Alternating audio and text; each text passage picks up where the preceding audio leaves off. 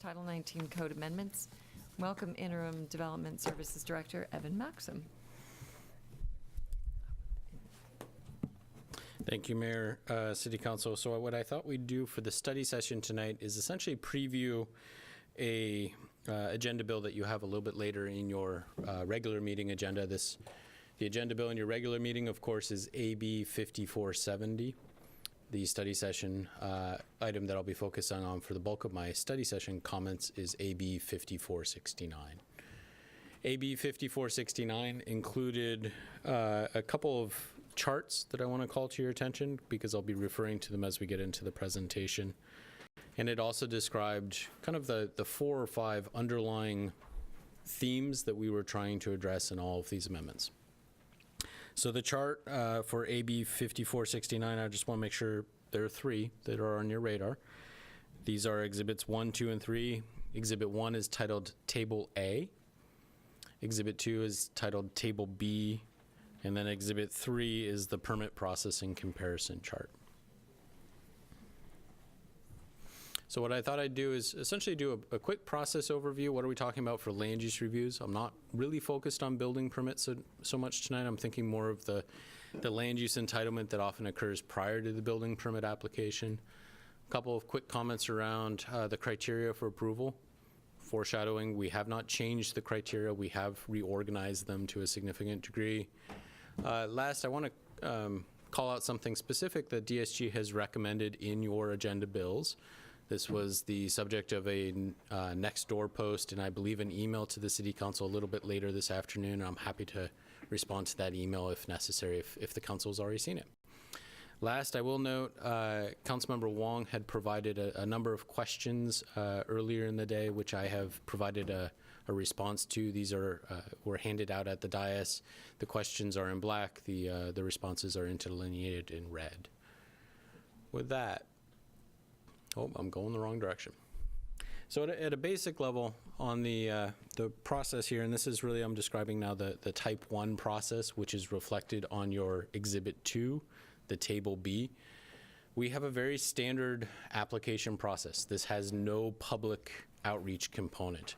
We receive an application, in this case it might be for a tree removal permit or a right-of-way use permit. Your city staff review it and we issue an approval.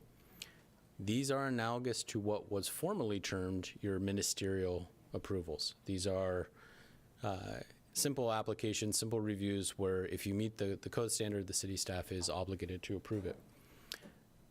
If you look at Exhibit number 2, what you'll notice I'm doing is I'm going through each of the categories at the top of Exhibit 2, that Table B.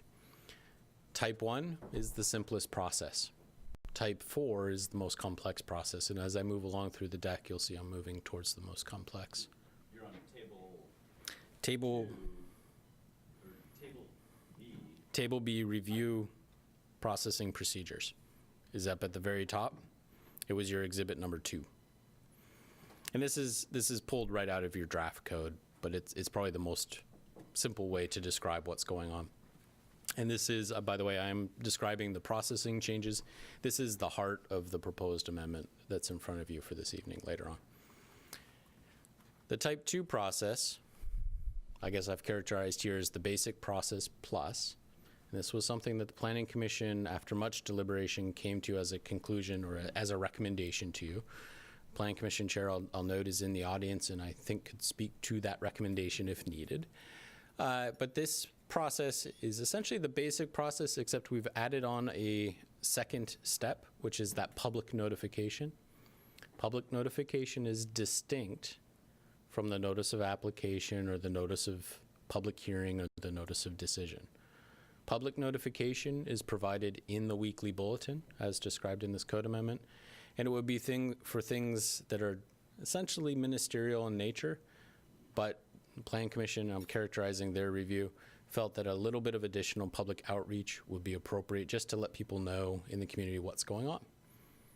There is no formal comment period, and there is no specific notice of decision or notice of application. So this is the second process. If you're curious what falls into that second process, you can look at Table A, which is Exhibit 1. And I think one of the comments I heard from Councilmember Wong, to put him on the spot just a little bit, is I probably should have bulleted out the lists that are in Table A, and I apologize for not thinking of that in advance. I will do so for your next draft. But the Type 2 process will be for things like accessory dwelling units, a kind of unusual thing, a 6409 wireless facility exemption request, things of that nature. What I would characterize here as the Type 3 or moderate process would be most analogous to our administrative review process in our current code. And this includes probably what you think of when you think of land use review. We have an application, we have a notice of application that's issued to everybody within 300 feet. We post the site, we have a 30-day comment period. We put it in the weekly bulletin. After that 30-day comment period is complete, the code official, so typically one of the planners or the city engineer, as the case may be, will issue a decision, and there's a notice of decision that's mailed out. Again, similar to the notice of application, that notice of decision is mailed out to everybody within 300 feet. We post it on the site, we put it in the weekly bulletin. There is a 14-day appeal period. Major single-family building permits, you may recall the council adopted some additional noticing provisions for major single-family building permits last year. Major single-family building permits are new homes, additions that generate more than 500 square feet of gross floor area or 100 square feet of lot coverage. Those are Type 3 processes. Similarly, we have short plats, short subdivisions, shoreline substantial development permits. Actions of that type are also Type 3 processes. And then our last process, probably the one that's most high profile and probably has the most public outreach, is our Type 4 process. Type 4 process at a high level has essentially 7 steps. We have the application, the notice of application. Notice of application is sent out the same way I described a moment ago. We have a 30-day public comment period. We have then review done by the city staff. And when we're ready to take that application to a hearing, so the Type 4 process is the process we use for our design commission, we use for a hearing examiner review. We issue a notice of public hearing. That notice of public hearing is also 30 days in advance. This was part of your amendments last year when we were updating our noticing for major single family. The public hearing is actually held, whether it be by the hearing examiner or the design commission. That body will issue an approval. It usually takes around 2 weeks after the hearing date. And then there's a notice of decision after that decision is issued. So for example, when you have a design commission review on a Wednesday night, the design commission may take a vote. They'll all vote to approve the design review, but the chair doesn't actually sign that decision until often Thursday or Friday after. So the notice of decision shows up in the following Monday weekly bulletin, and we'd mail it out and distribute it as before. And there's a 14-day appeal period from there. So high level, those are the 4 types of land use process that came out of the Planning Commission's review. As you saw in the agenda bill, what we've done is we've consolidated from, I'd say, more than 10, and I don't have an exact number to give the council tonight, down to 4 distinct processes. When we started digging into our current design review, for example, by the Design Commission, we have 6 distinct ways that the Design Commission process can be triggered in our current code. Here, it's all a Type 4. So we have a fairly straightforward, simple process for anyone needing a Design Commission review. Councilmember.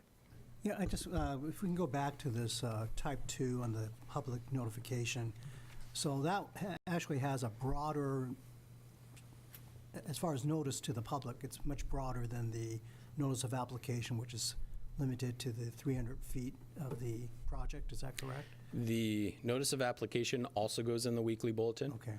So the public notification only goes in the weekly bulletin. The notice of application goes in the bulletin. It's mailed within 300 feet. It's posted on site. Okay. All right.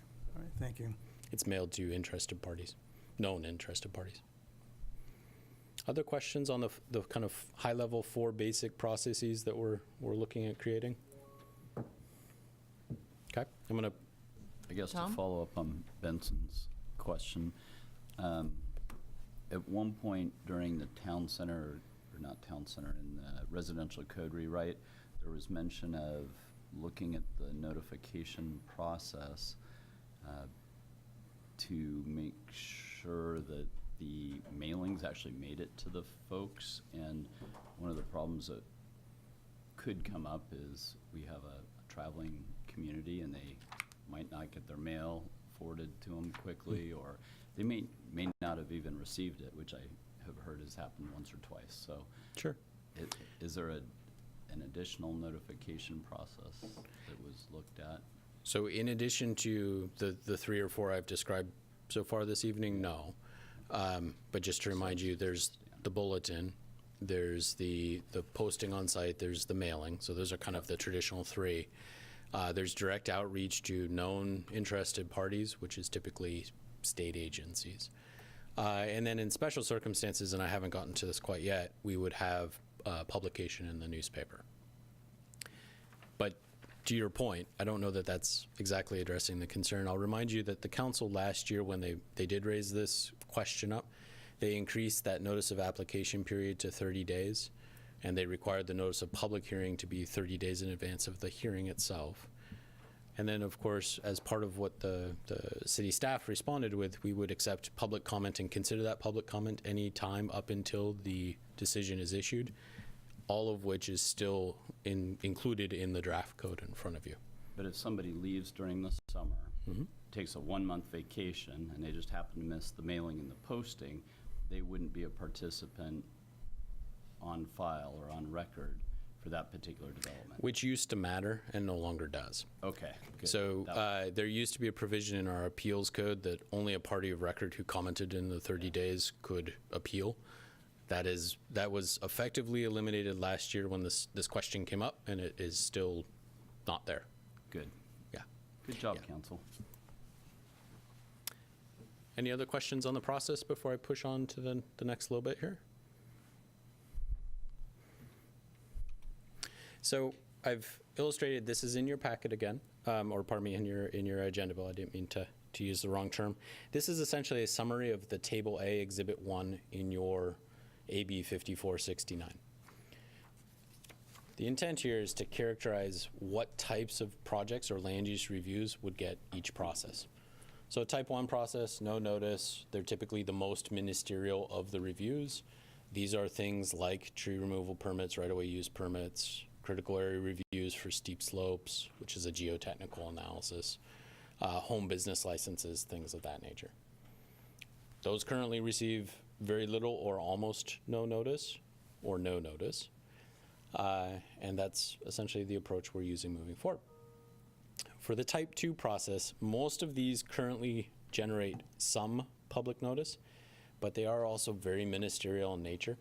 So for example, the lot line revision that you see as the top item here, this is simply a review to confirm that the change in the boundary line between your property and your neighbor's property is exempt from state subdivision review. So it's a very technical and very narrow review. That does receive public notice when the application first comes in the door.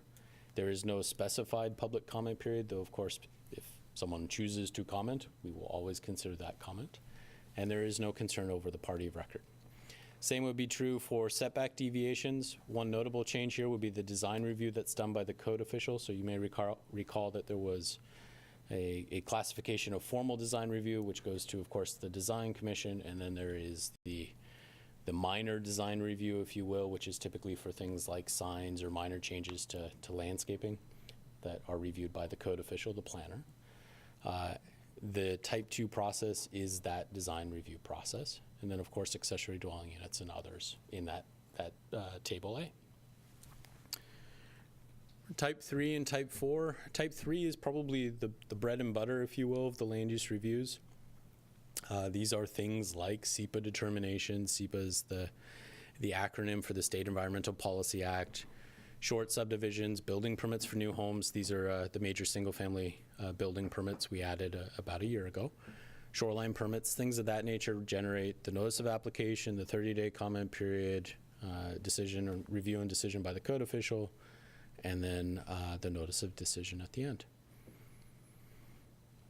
And then the last category would be our Type 4 process, and these are what I would typically consider to be the beefier reviews, if you will. So these are long subdivisions, subdivisions that generate more than 5 lots, conditional use permits. The French American School, if they were renovating currently and adding additional units or additional floor area, would likely trigger a conditional use permit. Design review by the Design Commission, variances, things of that nature, typically decided by either the hearing examiner or a appointed body. These have the process where we have the notice of application, there's review, then there's the notice of public hearing, the public hearing itself, and the notice of decision. Any questions on this before I push on to the next one? Just a quickie.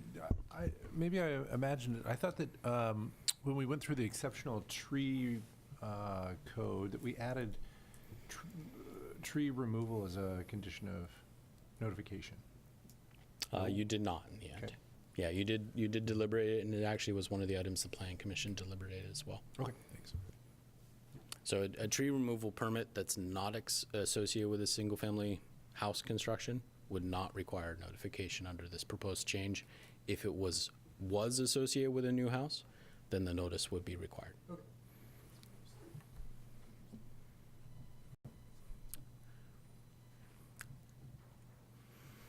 So criteria for approval, I'm shifting on to kind of the next item, which is, so if we think of process and then we think of, well, what is the substance of the review, criteria for approval, the bulk of the text you see in this amendment is essentially made up of 2 things. One is relocating or consolidating criteria of approval into largely Chapter 6 of the Mercer Island City Code. So consolidating all of our conditional use permit criteria, all of our variance criteria, all of our setback and design review criteria into a single location. This makes it easier for both an applicant, a member of the community, and frankly your staff to identify what those criteria are when we're engaged in the review.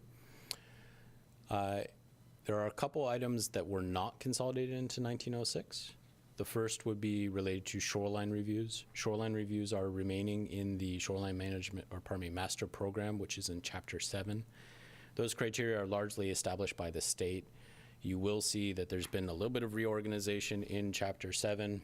Part of that is ensuring that we are consistent with state guidelines, so the Washington Administrative Code and the actual state statute, the Revised Code of Washington. Last for criteria, we have criteria specific to subdivisions contained in Chapter 8 right now. We left them in Chapter 8. We did clarify that a short subdivision and a long subdivision review, those are actually subdivisions. So subdivisions, just to remind the council, are actions which create additional lots. So they create additional land use entitlement on a property.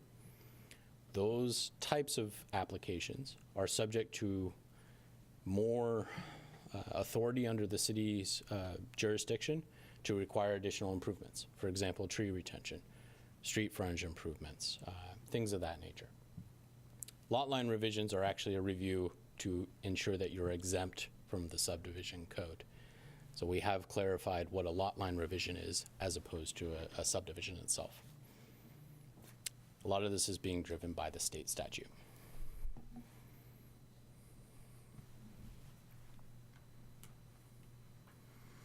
So the third item I wanted to touch on, and this was the item that was brought up to some extent by the next door email that I referred to earlier this evening. Our current code construction essentially combines both project reviews and legislative actions into a single procedural section. And we have made the distinction in your draft regulations between land use project review, say a subdivision review, and legislative actions by the Planning Commission and the City Council. Legislative actions here are receive the same kind of a notice that you would expect for a Type 4 review. It's not treated quite the same because we do want to draw that distinction between a project action, a quasi-judicial action by the City Council, and a legislative action by the City Council. But we have the notice of the public hearing, the notice is provided in the bulletin, it's put in the newspaper. If it's specific to an individual piece of property, we notify everybody within 300 feet and we post the property. We issue that notice 30 days before the public hearing. So public hearing, I'll remind the City Council is typically in front of the Planning Commission. And then, of course, the Planning Commission generates a recommendation to the City Council, who takes the final action. Any questions on that set of changes? These are the changes that were reviewed by the Planning Commission in their entirety before the recommendation came to you. There is one additional change, which is on the next slide, and I'll touch on that next, if I may. Oop, if I hit the right button.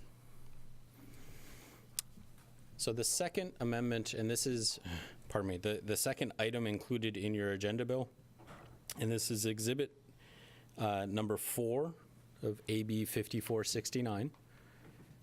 And if you go to your agenda bill, it is on page 10 of AB 5469. So the Planning Commission made a recommendation to the City Council in approximately mid-June of 2018, right as we were really starting up our review with the Planning Commission of the proposed amendments related to, proposed comprehensive plan amendments, related to the Jewish Community Center, the French American School, and Herzl-Nerd-Mead. During the review of those comprehensive plan amendments, we received a fair number of public comment related to a desire on the part of the community to see a concurrent adoption of the comprehensive plan amendment and code amendments. And an assertion was made that that is actually, in fact, required by the Washington Administrative Code. Washington Administrative Code section in question here is, WAC 365-196, or Chapter 196 of the Washington Administrative Code. That language is actually a guideline to the city in the implementation of the Growth Management Act policies and statutory requirements. And effectively what it says is, this is a guideline that was put together by the Department of Commerce, and when you adopt a comprehensive plan of policy, you should adopt development regulations concurrently with that comprehensive plan policy. But then it contains also a number of important caveats, and part of why I think we want to clarify this in our code. It also recognizes that local jurisdictions have local situations that they need to address during legislative review, and that the guidelines should be considered when adopting comprehensive plan amendments and then implementing development regulations or programs. But they were not the test to ensure compliance with the Growth Management Act. And if the council's interested, I do actually have a copy of those WAC sections, which I could distribute to the dais or after the meeting. What we've done in the proposed amendment, so this is the DSG recommendation, and it was not considered by the Planning Commission. It's not considered by the Planning Commission because the issue, if you will, actually came up after the Planning Commission's recommendation was essentially made to the City Council. I made the recommendation to the City Council because I felt it was best to be upfront and transparent on how we were administering not only the JCC Comprehensive Plan Amendment, but also other large comprehensive plan amendments of that sort. What we've done in the draft language that you can see in exhibit number 4 is really tried to clarify that when we are making a comprehensive plan amendment that simply modifies the current situation and development regulations are easily generated or easily known out of that comprehensive plan amendment, we would put together a concurrent update to our zoning code. When we are looking at a significant new policy, and you can see this on that exhibit 4, this is item 2, we would look to adopt, and again, this is advisory language, so it's not a shall statement, it's a should statement, but that the city should adopt implementation of that comprehensive plan policy or goal within 18 months of the council's action in adopting the policy or goal. What this does is it allows the city to engage in a thoughtful, thorough analysis of what that development regulation or program should look like prior to actually implementing the policy. Recall the authority here on all of these items rests with the City Council. For example, I'm going to use the handy example, if I may, which is the proposed comprehensive plan amendment related to the Jewish Community Center, French American School, and Herzl-Nerd-Mead. The council could elect to consider a land use designation change on those properties after the Planning Commission makes its recommendation. That would prompt your staff to begin generating development regulations and engaging in that technical review. And there might be good reasons to do that. At the end of that development regulation review, the city council has both the option to adopt the development regulations or not, and if not, to actually go back and change the policy back to its current situation. So what this does is it really lays out the parameters for first the policy conversation and then the follow-up action. And the control rests with the city council throughout that process. You can choose to pull the trigger, if you will, at the end or not. Any questions about the legislative piece or about the specific staff recommendation? Benson? Just a follow-up, you know, you said that the WAC states that it's a guideline, and so I'm just curious if other cities have, I mean, if it's a guideline, have other cities adopted this approach where if they're going to make in this case, an amendment, propose an amendment to a comp plan, that they actually have drafted development code regulations concurrently? Or? I think you see, if you were to ask the jurisdictions in this area, so the greater east side, if you will, I think you will see a little bit of a mishmash in approaches. And most of the time, it's not actually codified into your development regulations in the way I've suggested in your draft amendment. I can tell you, though, that I've certainly worked for 3 of the east side jurisdictions. The approach I'm describing for kind of the larger, more substantive policy review was the approach I used in all 3 of those jurisdictions. And I believe, having talked to other planners in this area, this is actually the standard that's used in the greater east side and, in fact, most of Washington state when we're talking about rolling out larger policy initiatives. And you'll see different flavors of this. So you'll sometimes see comprehensive plan amendments that they're posited in 1 year and then they essentially get fully developed and sit for a period of time. There are positives and negatives to that approach. And then you'll see a whole bunch of discussion at a staff level with an applicant before the comprehensive plan amendment is actually docketed. And then that docket is accompanied by an implementing development regulation, so it's delivered to your community kind of as a whole package. I understand Mercer Island has sometimes used that process in the past. The intent of the process I'm proposing to you as part of this conversation tonight is to address some of the concerns I've heard from the community in the past, which is, to be direct about it, that sometimes the DSG staff will show up with a fully formed idea and have thought through every permutation. There's been no public process up until that point, and any community engagement feels perfunctory. So intentionally, we're using the inverse of that process, starting with effectively a blank slate around the policy question, and then attempting to develop and derive development regulations from there. Yeah, I apologize. I was looking for something. So, Evan, you may have already addressed this, but you know, the reference to the 18 months, again. Oh, where did the 18 months go from? It's not in the WAC, and so is it something you pulled out of thin air, and what's the rationale for that? It is a recommendation from your staff, so to that extent, it's pulled out of thin air, if you will. It's not an industry standard. You know, the intent behind the Washington Administrative Code, as I understand it in regards to this specific question, was to ensure that the City Council or jurisdictions in general did not identify or adopt policy changes or policy language into your comprehensive plan that was not then implemented. I know of a case up in Shoreline where there's been policy language around a particular rezone for the last 20 years, and that zoning change has never occurred. If that were to be the case in the city of Mercer Island, what I would feel obligated to do is to come to the city council and ask us to either rezone that property or change the land use designation in your comprehensive plan back to what it is today. So 18 months is meant to provide a reasonable turnaround for a more engaged review process while still ensuring that policies that are adopted into your comprehensive plan are meaningfully implemented within the near-term horizon. And how many times will the public have a chance to weigh in on such a process? On a code amendment of the nature I'm trying to describe, this would be similar to maybe your residential development standards process or your critical areas code. So we would anticipate at least 3 public meetings before the Planning Commission, plus a public hearing. We would accept public comment throughout that process. We would pass all of that public comment on to the Planning Commission. And then it would come to the City Council, and you would have usually at least 2 readings before the adoption itself. So I'm describing something that's likely in the range of 8 to 9 months, depending on the complexity, and possibly significantly longer, depending on the specific subject. In the specific example I used earlier tonight, I think if we asked the applicant, they would like to be done with the code amendment, the development regulation discussion by Q1 of 2019. I think we may actually need additional public process there and additional analysis, but that's part of what we would get into when we actually got into the code writing, if you will, presuming the city council decides that this is a fruitful path for us to pursue. Go ahead. Tom, you have a question? But let's let Bruce go first. Bruce, you have a question?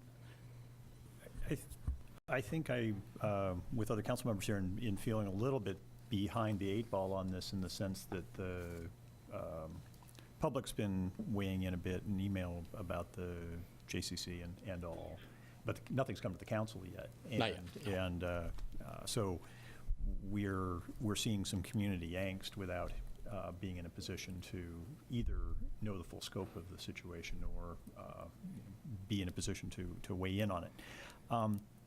Help me understand, under the scenario you're proposing, help me understand what the steps are that occur going forward, both where the council has some visibility and where planning commission and public have some visibility into this.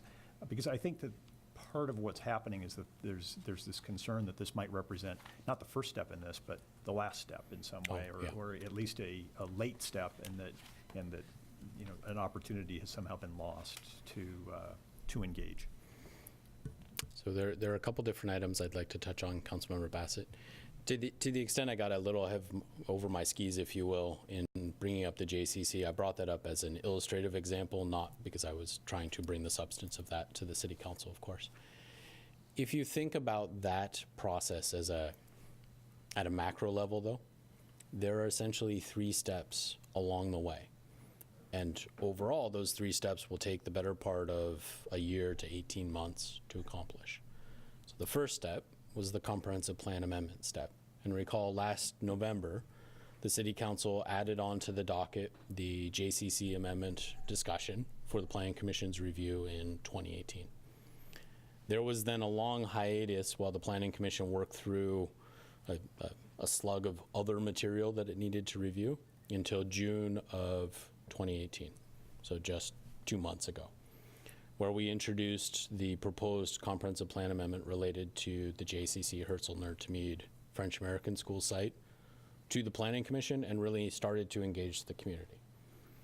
There certainly is a community perception that we were talking about that amendment throughout that period of time. And the reality is we were not. We were focused on other work with the Planning Commission at the staff level. Starting in June, the Planning Commission has had, I believe, 2, maybe 3 public meetings related to the specific content of that amendment. They will have a public hearing that actually started last Wednesday and will continue to tomorrow night. And then they'll make a recommendation to the City Council. The City Council will review that recommendation presumably in early October, I think, at this point, and make your decision at some point after that. All along the way, there's opportunity for public comment, public input on that first step. And that what I just described, all that public process, is the first step. I'll remind you, we also rolled out the Let's Talk website and sent out notice and a bunch of other kind of public engagement stuff. The point of the policy conversation is essentially to ask 2 questions of the Planning Commission. Should we make this change to our policy direction? And if so, what kind of guidance do we want to generate now at a policy level to inform the implementation of that change? That's the question for that first step, and ultimately for the City Council to tell, hopefully, the city staff what to do. And when will that happen? So that would be part of your October decision. Thank you. And truly the questions are, do we consider a rezone? And if so, what bounds do we put on that rezone? The second step then starts after the council's completed your review. And that would follow our code amendment process. So there's an introduction to the Planning Commission. We look back to the policy direction that the City Council has laid out. We identify concerns. What I've heard so far certainly relate to traffic, parking, noise, light, intensity of the use next to Mercer Wood, perhaps others. And that would inform our code writing exercise over the next several months. Because that will likely start in November and we have holidays, I'll likely want to kick that well past the end of the year and the holiday season before having the public hearing in front of the Planning Commission. Recall that your code, especially under the draft code, requires that when we issue that 30-day notice of the public hearing, our amendments are more or less static.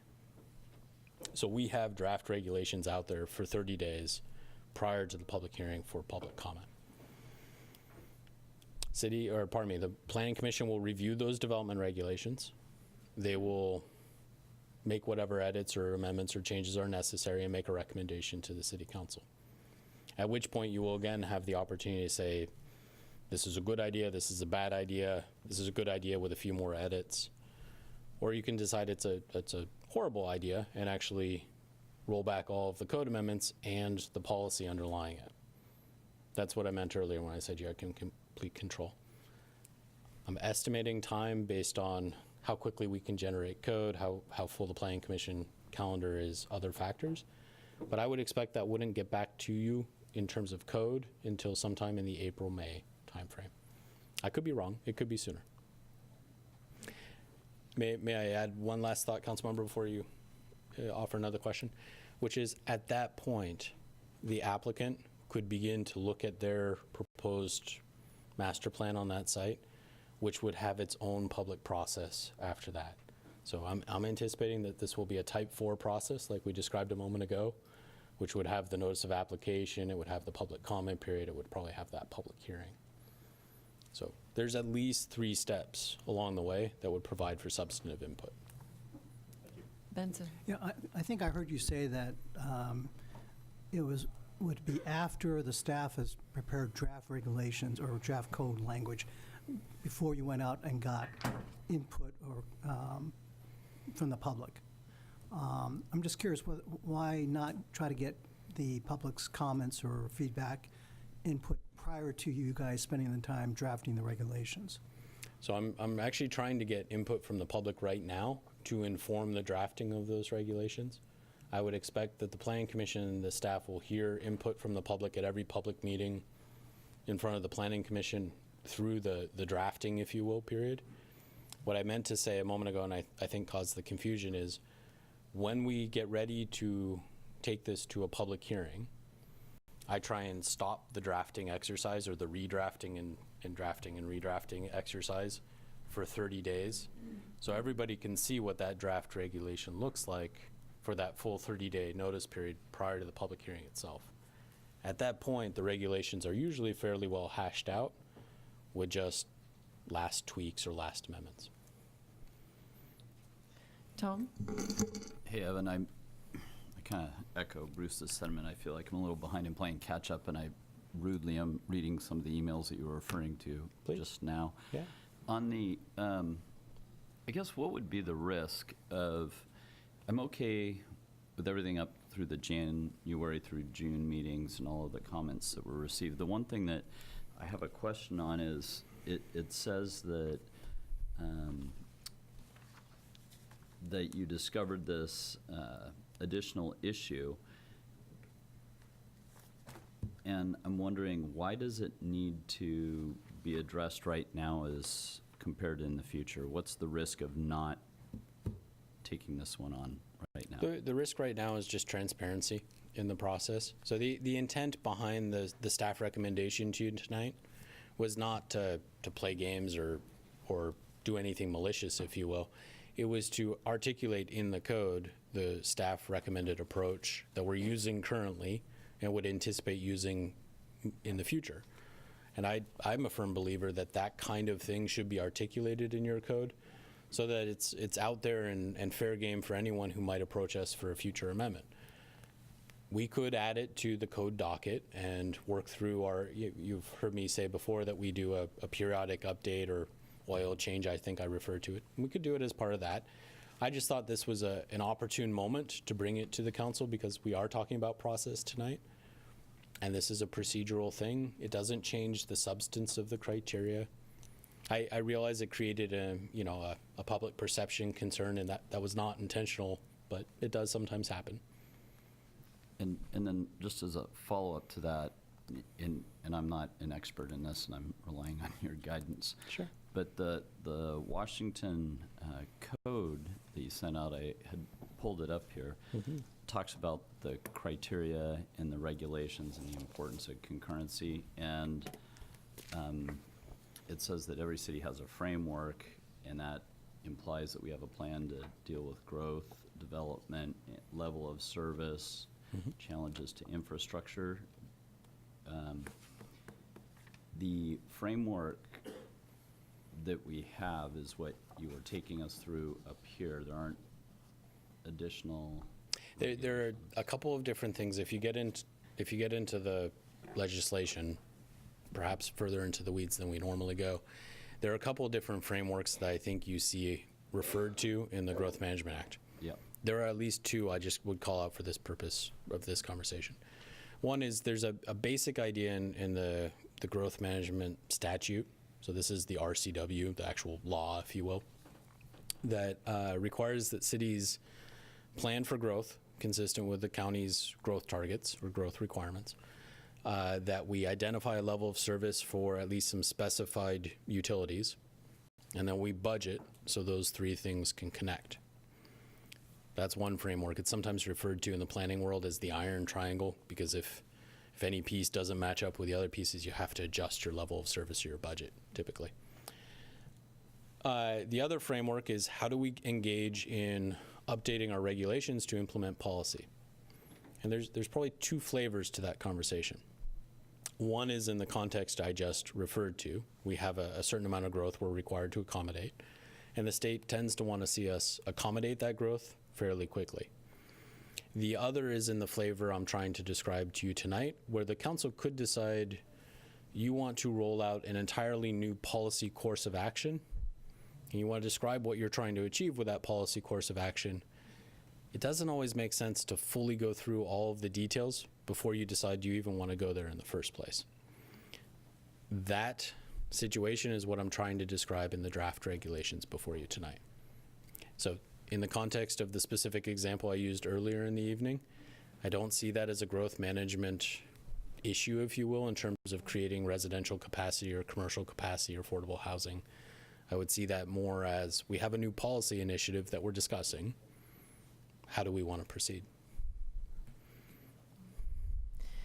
So, Evan, as we approach 7 o'clock and the audience grows for our robust agenda tonight, what specific questions or guidance do you need from council this evening?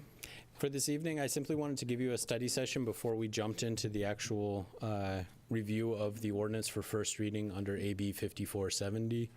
I can touch on the other three items I have here on the screen. These are high-level, just kind of notable changes that I want to call your attention to, and certainly answer any questions as part of that first reading. Okay.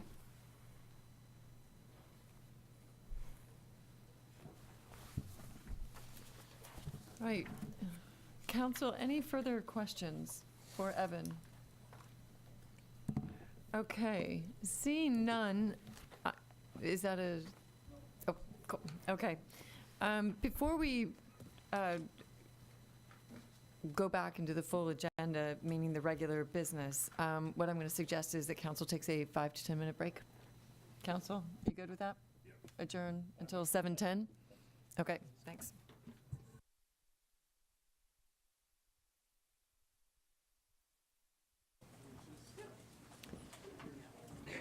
It's always hard to break up the fun conversations.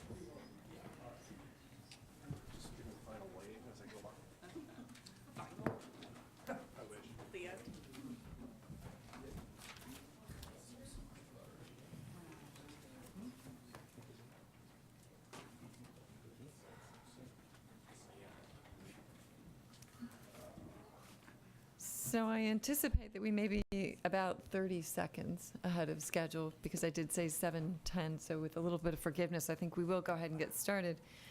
So hello and welcome back to the September 4th, 2018 City Council regular meeting. The council has completed a study session on the Planning Commission's recommendation for procedural land use code amendments. which was also preceded by an executive session. We did not complete that executive session, and we'll return into executive session at the end of the council meeting this evening. So with that said, the first item of special business is Agenda Bill 5467, which is Mayor's Day of Concern for the Hungry Proclamation. And for that, I invite Youth and Family Services Director Cindy Goodwin.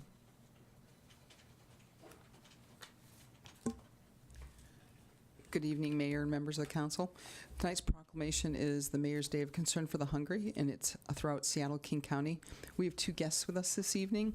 We have Michelle Carpenter from the Daily Method, and we have Christoph Reiner from the Church of Jesus Christ of the Latter-day Saints.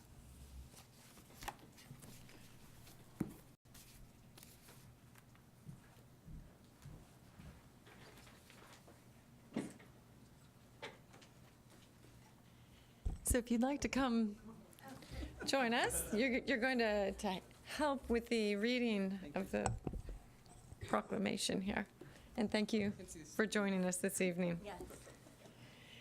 So whereas our King County cities recognize adequate nutrition as a basic goal for each citizen, and whereas no parent should have to send a child to school hungry, no baby should be without the comfort of feedings needed for mental and physical growth, no elderly person's health should be jeopardized by lack of appropriate foods, and whereas 12% of Washington residents experience food insecurity for which the effects on children are associated with more psychosocial problems, more childhood illnesses, and poor academic achievement, and whereas emergency and hot meal programs working with our cities, local churches, social service agencies, food banks, and hundreds of volunteers are striving daily, day in and day out, to stem the rising tide of hunger, but still need more help.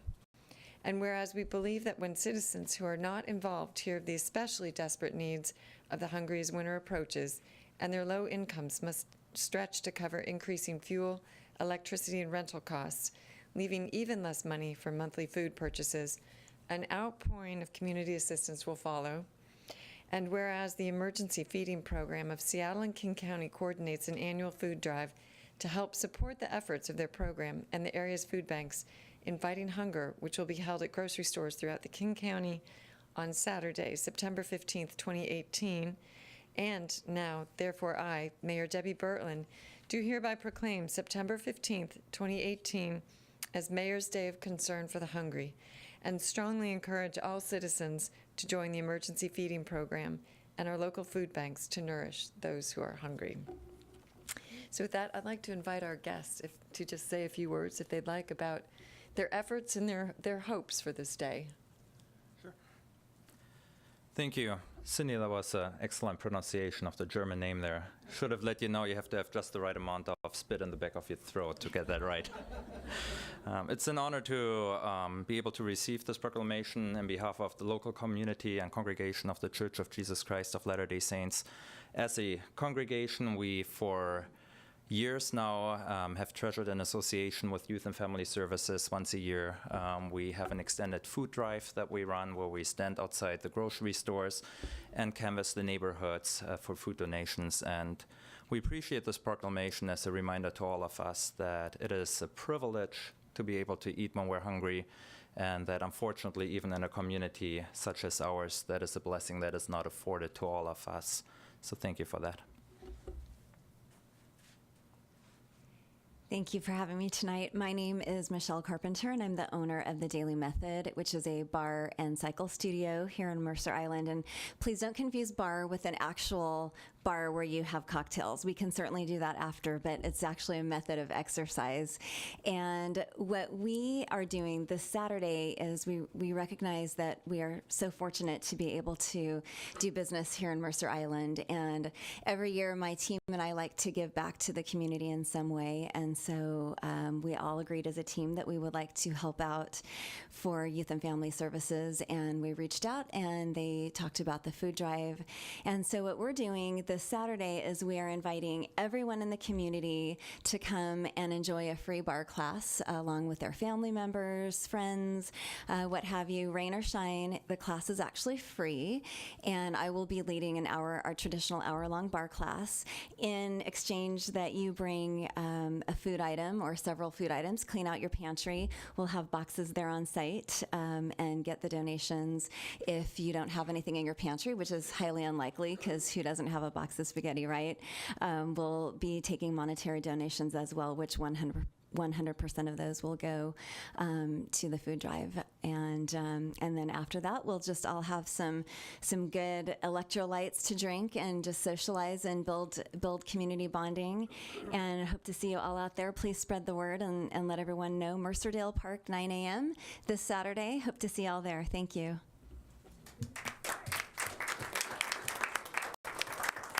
So I think I just want to clarify, this is planks in the park?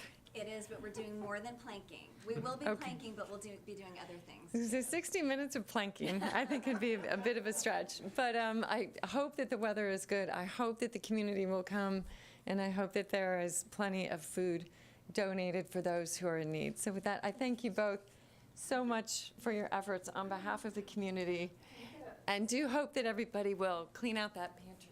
Yes. Oh, This isn't go. so pretty.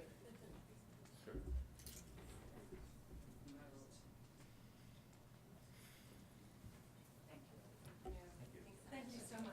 Look forward to seeing you this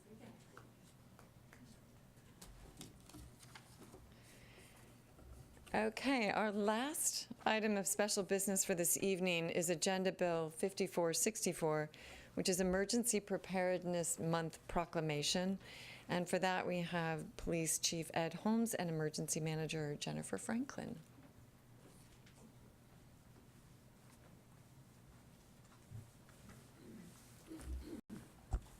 Let me lower this. Thank you, Council, and thank you, Mayor Bertland, for allowing me to be here, to be able to go ahead and just make awareness for September being Emergency Preparedness Month. So I appreciate the opportunity.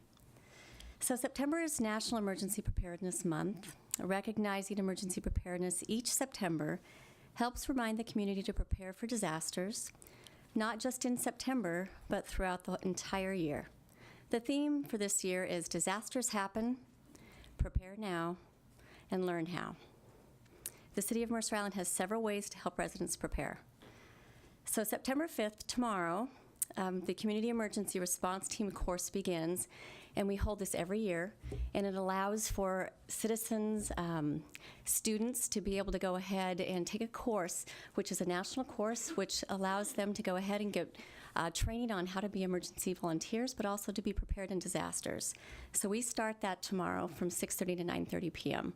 And everybody is welcome to take this if you haven't yet. I still have about 8 spots left open, so I'm just put that out there for everybody.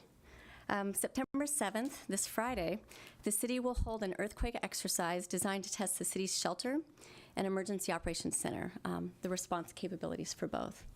And that will be interesting. We have activated our shelter in terms of a reunification site several times, but we actually haven't activated our actual shelter site as a shelter for several years. So it's great training for staff, and it's great training for the volunteers that come out as well. And then September 16th, staff are going to organize an emergency preparedness booth at the farmers market to teach residents how to build their emergency kits and what 7 days worth of food and water may look like. The city also has ongoing opportunities throughout the year to prepare neighborhoods, businesses, and Mercer Island volunteers as well. The mission of Mercer Island's emergency preparedness program is to prepare Mercer Island to be self-sufficient for 7 to 14 days following a major disaster, when public safety and emergency medical services are most overwhelmed. This mission includes residents, businesses, schools, the faith community, the city, staff, and all of our volunteers. In addition, Goal 5 of the 2018-2019 City Council Goals and Work Plan is enhance city and community emergency preparedness and planning. Devastating disasters, both nationally and internationally, are good reminders of the importance of preparation. Citizen volunteers may be the first ones in the community to respond after a disaster strikes. but definitely before first responders arrive, so it's important to prepare in advance to help both volunteers and neighbors. Accepting the proclamation on behalf of the community is emergency volunteer Jason King, who has been one of the most dedicated volunteers we have had, and he's been with us serving for over 15 years in emergency preparedness. So Jason, if you wouldn't mind coming forward.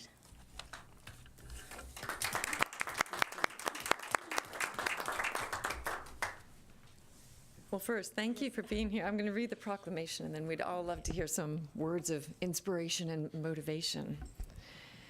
So whereas emergencies, both natural and man-made, can occur on Mercer Island at any time, and whereas the City of Mercer Island, neighborhood groups, businesses, and citizens can work together throughout the year to prepare, respond, and recover from these emergencies, and whereas National Preparedness Month, September 2018, provides an opportunity for citizens on Mercer Island to get prepared for these emergencies by making a plan, preparing a disaster kit, and taking preparedness class. And whereas during National Preparedness Month, September 2018, community members are invited to participate in the annual earthquake exercise on September 7th, sign up for the annual Community Emergency Response Team, or CERT, starting on September 5th, visit the emergency preparedness booth at the Mercer Island Farmers Market on September 16th, or host a preparedness meeting for your neighborhood or business. And whereas Mercer Island community members and businesses who are prepared can encourage their neighbors by sharing their preparedness story with others, with the goal of having all Mercer Island community members prepared for 7 to 14 days following a disaster. Now, therefore, I, Mayor Debbie Bertland, do hereby proclaim September 2018 as National Preparedness Month, and encourage all Mercer Island residents and businesses to commit to being prepared for 7 to 14 days following a disaster by creating an emergency plan, making a disaster kit, and taking an emergency preparedness course. And I would ad-lib and add a fourth one, and that is post your picture or your story on Nextdoor and create the challenge across Mercer Island.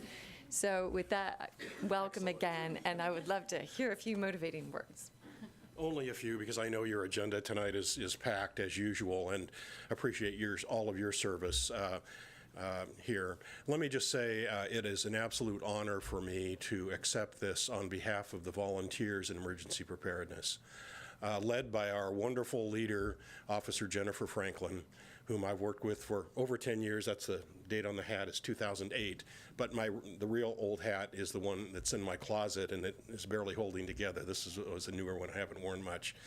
But the real honor is knowing that we are doing something that is relevant and important for those citizens on the island. And we have a good cadre of supporters and active committee chairs and folks who show up regularly to assist in our planning and exercises. The exercise this end of this week with the city staff is a very, very big and important one. So again, I just want to say thank you so much for recognizing the importance of and proclaiming the importance of the efforts on emergency preparedness. Urge you to join us, and the citizens who may be watching, to become involved with us and become not only informed but participate with us as volunteers. Thank you so much.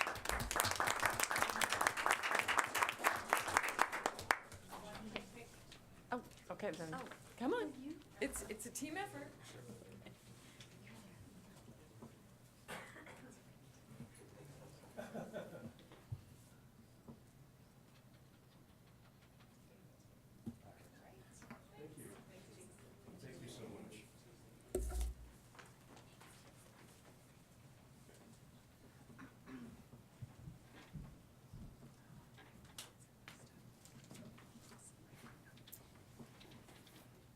So thank you to our guests. Thanks for coming this evening and sharing your stories.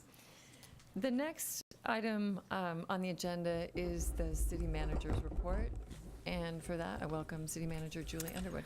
Good evening, Council.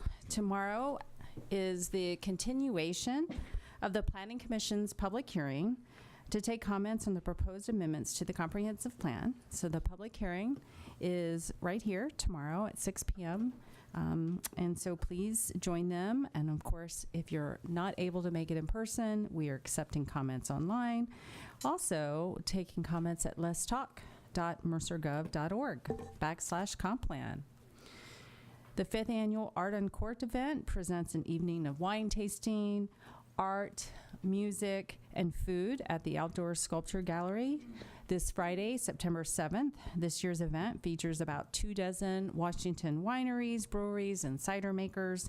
A percentage of the proceeds are donated to the Mercer Island Youth and Family Services and the High School DECA program. So visit mercerislandartuncourt.com to purchase tickets.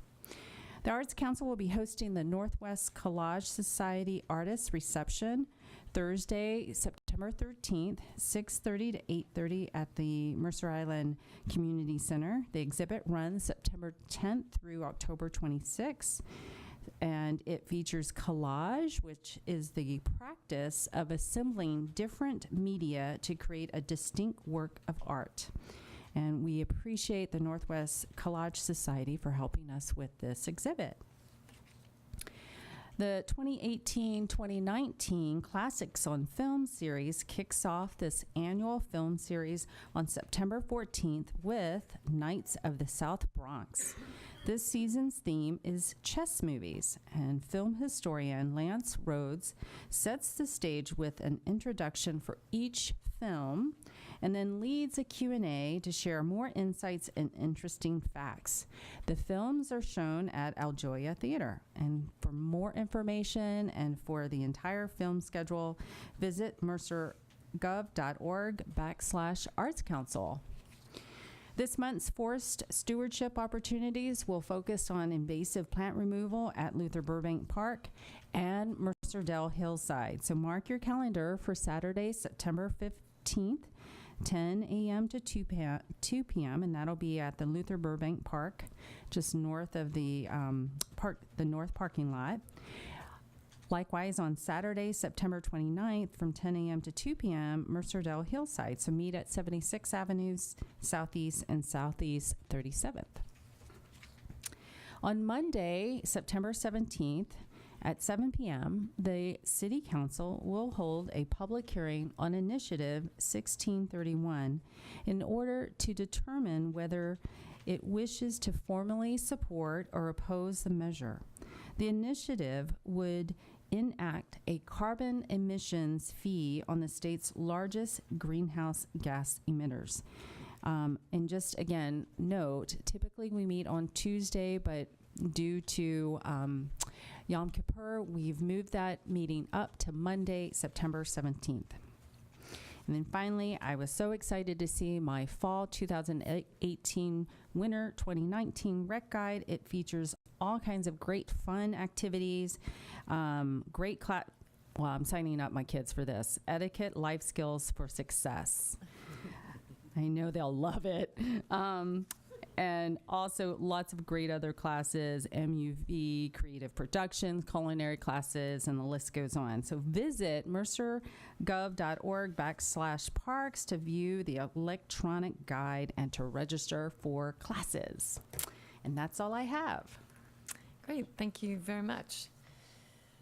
So with that, the next item on the agenda is appearances, and this is the opportunity for anyone to speak to the City Council on any item.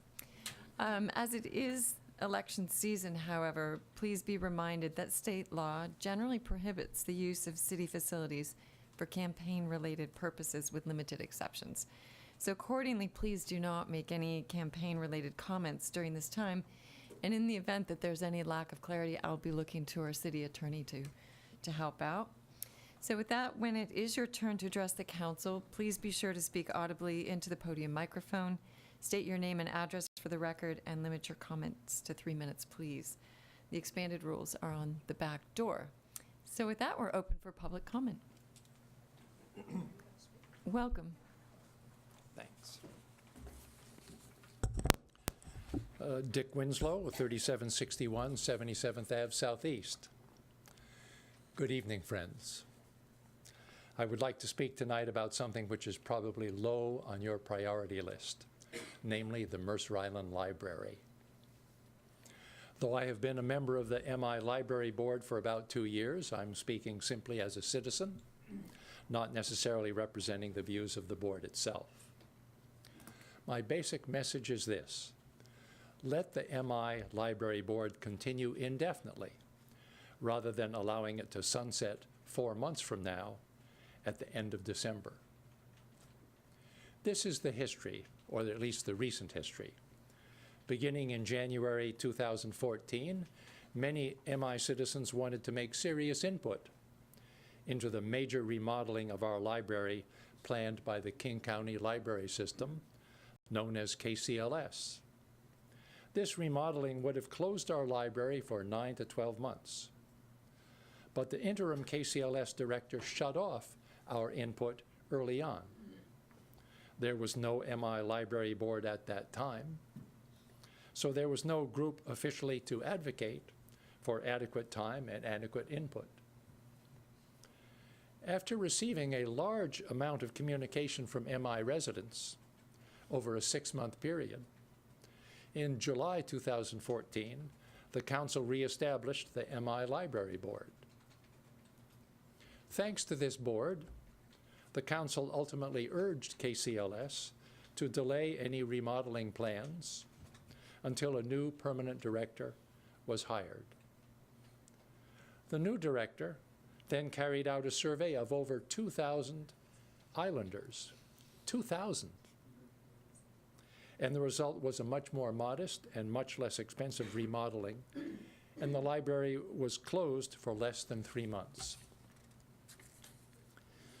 No one knows when the next large library issue may arise. However, if the board could remain in existence and meet as infrequently as once every 6 months, when and if some large issue arises in the future, the board would be ready immediately to convene, to study the issue, and to provide input and advice to KCLS and, through the board's liaison, to the City Council itself. So please, look at the Library Board Charter and eliminate that sunsetting provision. Thank you. Thank you. Welcome. Thank you.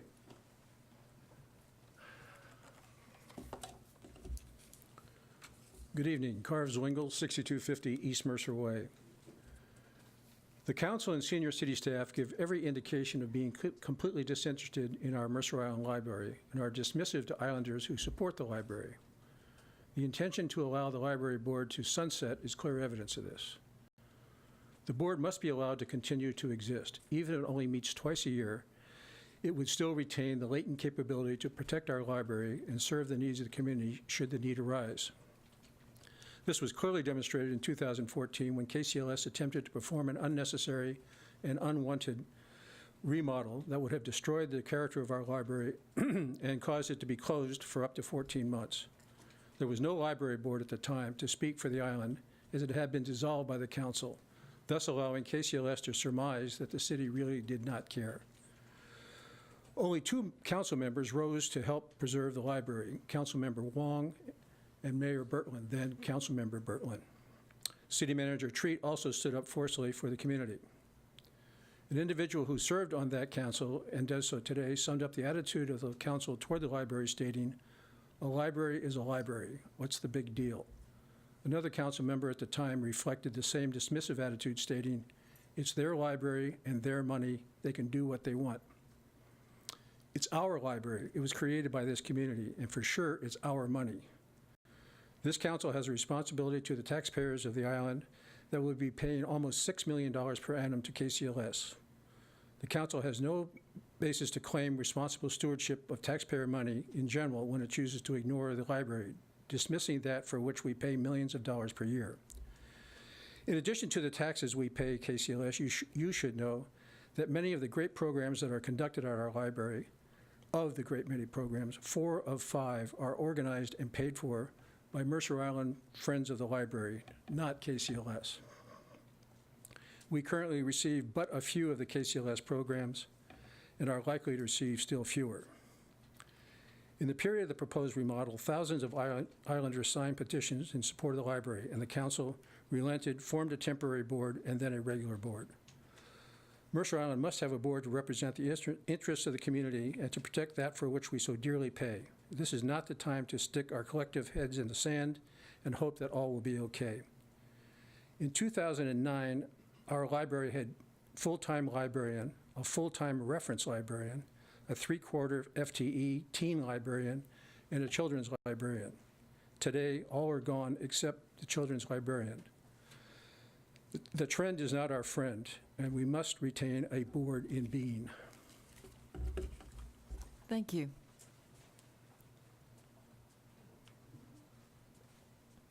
Welcome. Thank you.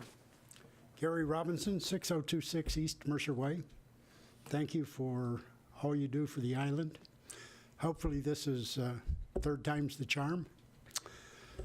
The philosopher George Santayana once said, "Those who cannot remember the past are condemned to repeat it." The city seems to have an onset of amnesia, for it is rumored that it is in the process once again of disbanding the Mercer Island Library Board. We know the history. We set up a board in the 90s and then dissolved it, only to come back later to reestablish it because we needed it to protect the citizens' library. It is not reasonable to believe that KCLS is going to have Mercer Island Library's interests at heart. KCLS is antagonistic toward Mercer Island because its citizens had the temerity to disagree with it about its design. KCLS acknowledges Mercer Island only because it is a cash cow for KCLS, and it will milk it for everything that it can get from it. The fight to retain the library that citizens designed and built is illustrative. It took concerted action by citizens to ultimately protect our library and reinstating the library board to enable us to appropriately monitor it. Members of the council and the city manager have said, "We're not in the library business." I beg to differ, and might also ask if we are in the arts business. The citizens do believe the city is in the library business, and if $6 million of the citizens' money is going to be spent for it annually, then we should have some say in it. I might also add, forgive me for the way this paper sticks together, I might also add that KCLS appears to have caught levy lift fever, and we can expect to be asked for more in 2020. Let us not repeat the mistake of the past by disbanding the library board, or, as it was pointed out to me, not extending it. Cut the number of meetings of the board if that will help, but let's be imaginative in protecting our library. Thank you. Thank you. Is there any additional public comment? Okay, seeing none, appearances are now closed.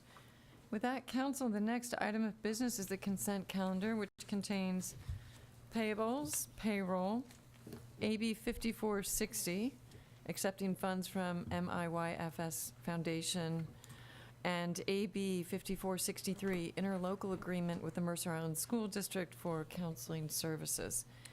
Is there a... I'd like to pull AB 5460. Okay. Having pulled AB 5460, is there a motion to approve the consent calendar as amended? So moved. Second. Okay. All in favor? Aye. Aye. Opposed? Benson, is it quick? Do we need to add? It's very quick. Okay. I just wanted to take this time to really just to thank the YFS Foundation for making the grant. I think this grant will obviously help YFS assess the changing needs of our community and better align the services that are offered by YFS to that community. So I again want to thank you, the YFS Foundation Board, for it. And with that, I'd like to move to accept the donation of $50,500 in funds from the MIYFS Foundation to fund 3 one-time projects to enhance the work of the YFS department. Second. It's been first and second. And any discussion, council? I would just add my sincerest thanks to the board as well. With that, all in favor signify by saying aye. Aye. Opposed? Seeing none, motion passes unanimously. Thank you. So we now move on to regular business, and the first item is AB 5470, Planning Commission's recommendation for Title 19 procedural code amendments, first reading. Welcome Interim Director of Development Services, Evan Maxim.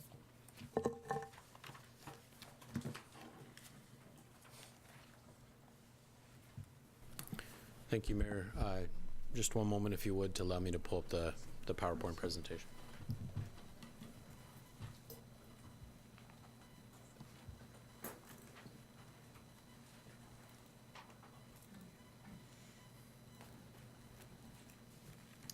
While he's pulling that up, just a quick reminder to our community that tomorrow is the first day that the public schools are back in session. When you're out driving in the morning or in the afternoon, please take extra care. There's a whole new batch of kids that are going to be out there, and we want them to have a healthy and safe first day, first week, and entire school year. Thank you, Mayor. Of course, my name is Evan Maxim. I'm your Interim Development Services Director. We had a study session earlier this evening, related to these amendments. There were just a couple of items I didn't touch on in that study session. I thought I might do that just very briefly now, and then entertain any questions that the council may have before putting a suggested motion on the screen. So very briefly, there are a couple of additional notable changes within the draft regulations. These are contained as Exhibit 1A to your agenda bill. The first is we have introduced the concept of vesting into our Mercer Island City Code.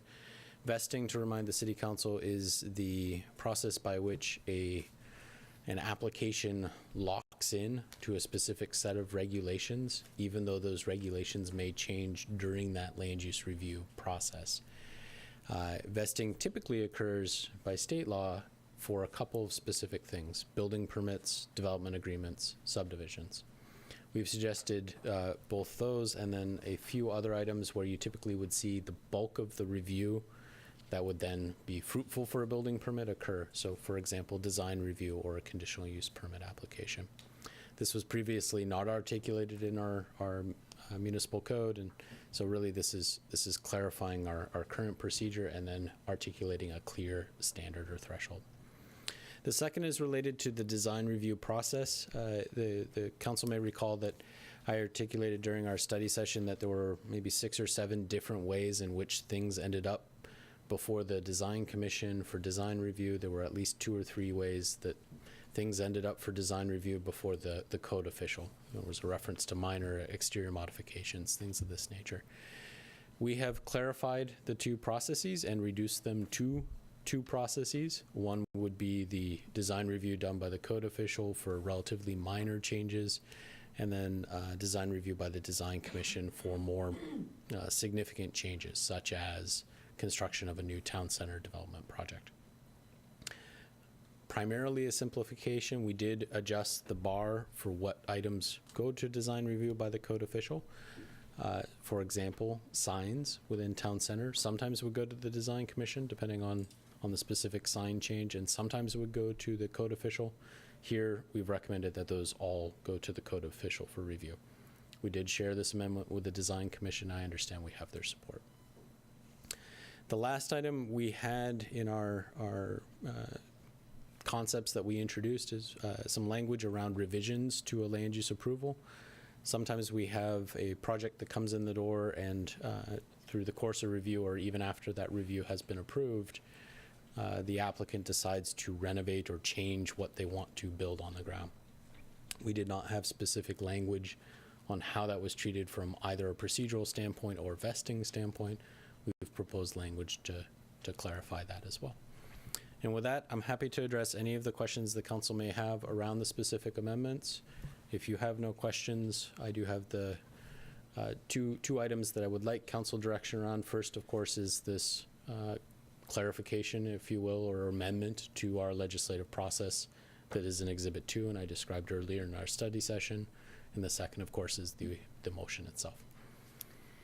Thank you. Council, any questions?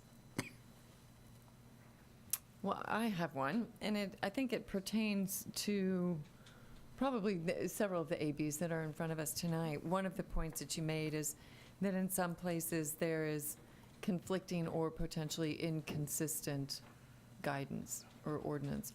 How did staff make a determination which way to go? If it had a choice of A or B, how did staff go about making that recommendation for A or B, or come up with C even?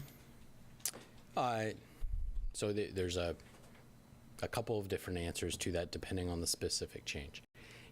First, I'll observe it's rare that we have a set of regulations that are truly pointing in absolutely opposite directions. They're often pointing in a generally similar to a generally similar outcome, but not quite with the same language. In that kind of circumstance, we would try and still maintain the outcome, but clarify the single correct approach, if you will.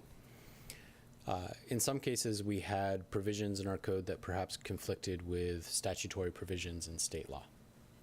In those circumstances, we did recommend amendments that would bring us back into compliance with provisions of the local project review, which is contained in the Growth Management Act or the Regulatory Reform Act.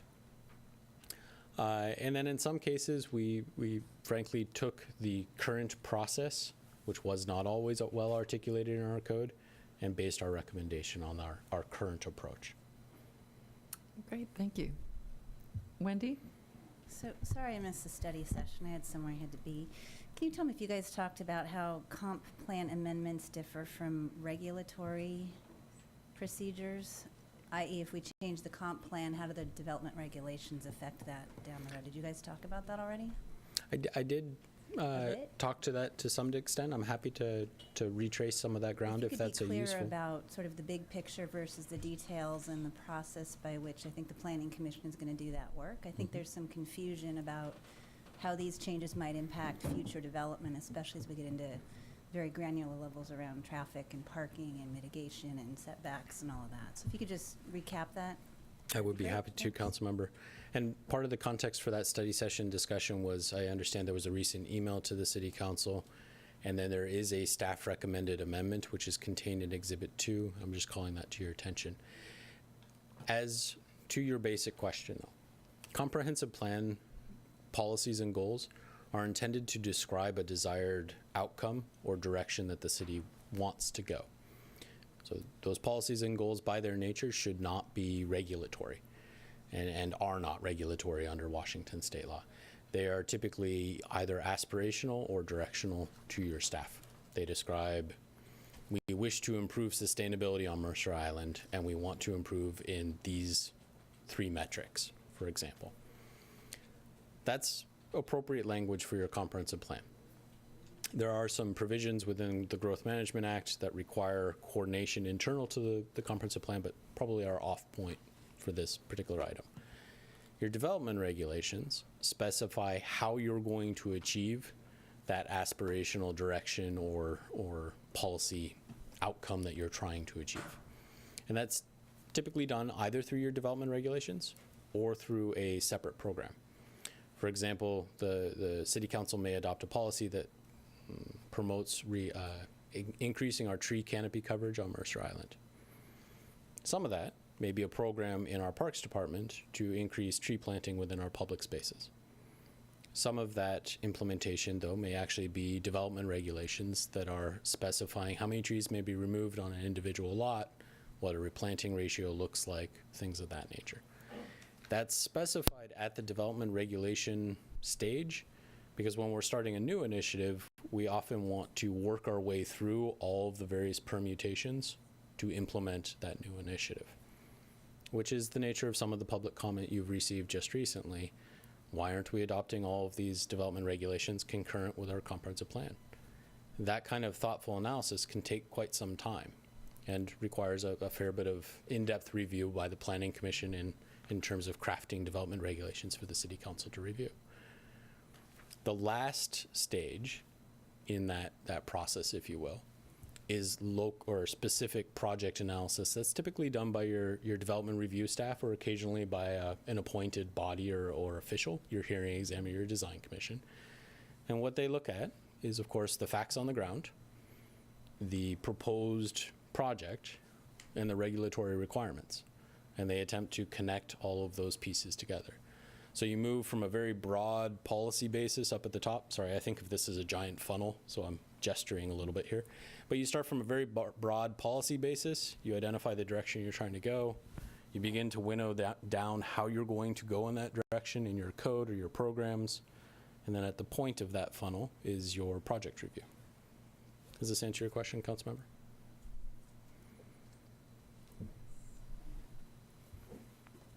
Great. Bruce, Benson, then Bruce? You know, I don't really have a specific question. I mean, I know I submitted a number of questions or comments to Evan, and I appreciate the response. I'm looking at the responses now, and I appreciate that. And I also want to just, again, extend my appreciation to the Planning Commission and to the staff, because going through this body of work was a chore, to say the least, just reading it. And so I can imagine how difficult it was for the commission, the Planning Commission and the staff to sort of just bring it all together. So appreciate that. And I do have questions on the next agenda bill.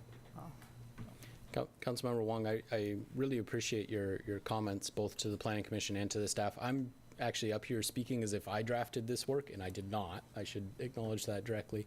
This is actually largely a body of work that was put together by our senior planner, Nicole Gaudet, who's in the audience tonight. So to the extent there's any credit, that of course is due to Nicole and the Planning Commission. Thank you. Any question? Celine? Just a quick question around wireless facilities. There's an addition, or maybe there's existing code that talks about obsolete or unused equipment must be removed within 6 months. Was there any discussion around reporting the stoppage of use of equipment so that we could at least hold anybody accountable for removal of equipment? Certainly we wouldn't know when it's stopped being used. I'm not recalling any discussion by the Planning Commission related to that specific item, and it's not certainly within the body of text in front of you tonight. Okay, so I don't have any intention of monkeying with the work, but my thought on reading that was that if we did require them to report it to us, we could police it, and we might be able to put some in. I saw there's also a limit of how much equipment can go on a pole. You know, we might think through that at some point, how we could optimize that code. If I may, I think looking at our longer-term work plan, an update to your wireless communication facilities regulations is on my radar, and I'll flag that for an item for us to discuss at that point if that's acceptable. That'd be great. And, you know, this is a drum I always beat, but if we could define underground utility areas while we're at it and put that in, that would be great. Benson? Can I just ask, you know, I know you provided some response here, Evan, but perhaps for the public, because one of the things that you did in this language was that you differentiated between the intake, screening, and pre-applications. So you sort of separated it out. And so perhaps if you can elaborate on the rationale for that. Sure. So the intake process, this would be a land use application coming in the door. And essentially what your staff are doing today is screening that application to make sure at a very high level, all of the basic components to a complete application are present. Payment of fees, assigned development application form, plan sets, critical area studies, things of that nature. So at a high level, the intake meeting is intended to take something in, if you will, for further review. That's a little bit distinct from a review for completeness, which occurs within the first 28 days after that application comes in the door. We do require an appointment for an intake meeting, and the reason we do that is primarily to make sure that we have the correct staff at the counter or in our office to ensure that the intake is successful. A pre-application meeting is primarily intended to actually inform an applicant of either procedural or substantive requirements or site-specific known constraints that would affect a proposed project. So, for example, imagine that you were contemplating building a new house on a hillside above East Mercer Way, and you really had never engaged in this type of process before, pre-application meeting should go through what your zoning constraints are, what types of critical area requirements you might have, tree retention, procedural requirements in terms of, do you need to apply for a building permit? Do you have a critical areas determination? Things of that nature. It's intended to provide you with information that would guide an actual application coming in the door to reduce the overall review timeline once that application comes in. Does the distinction make sense, Councilmember? And again, the intake happens with all the applications. The pre-application only occurs or is only mandatory on certain types Yes. of projects. They tend to be the projects that are more complicated, so we tend to focus our pre-application meeting requirement on the type 3 and the type 4 land use applications. So those would be things like short subdivisions, variances, major single-family building permits, things of that nature, where an applicant is investing a fairly significant amount of money in a plan set and set of application materials. We're trying to provide early feedback on constraints. Council, any further questions? Well, seeing none, I would encourage a motion and just a basic request I know that staff has provided, and that is that we review this again at our next council meeting, but on the consent calendar. So if you've got some questions, comments, et cetera. Go ahead. One of you.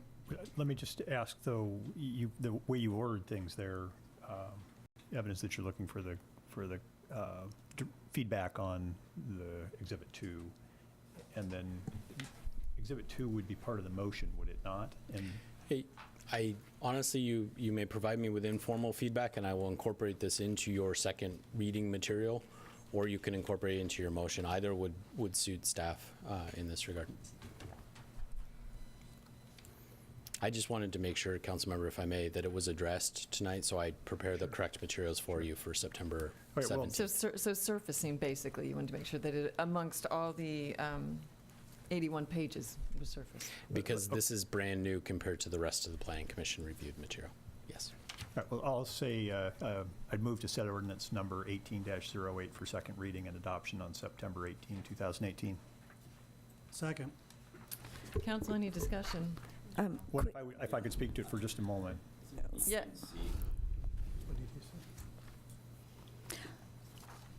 So maybe start with Carrie, so she's going to correct my motion in some fashion.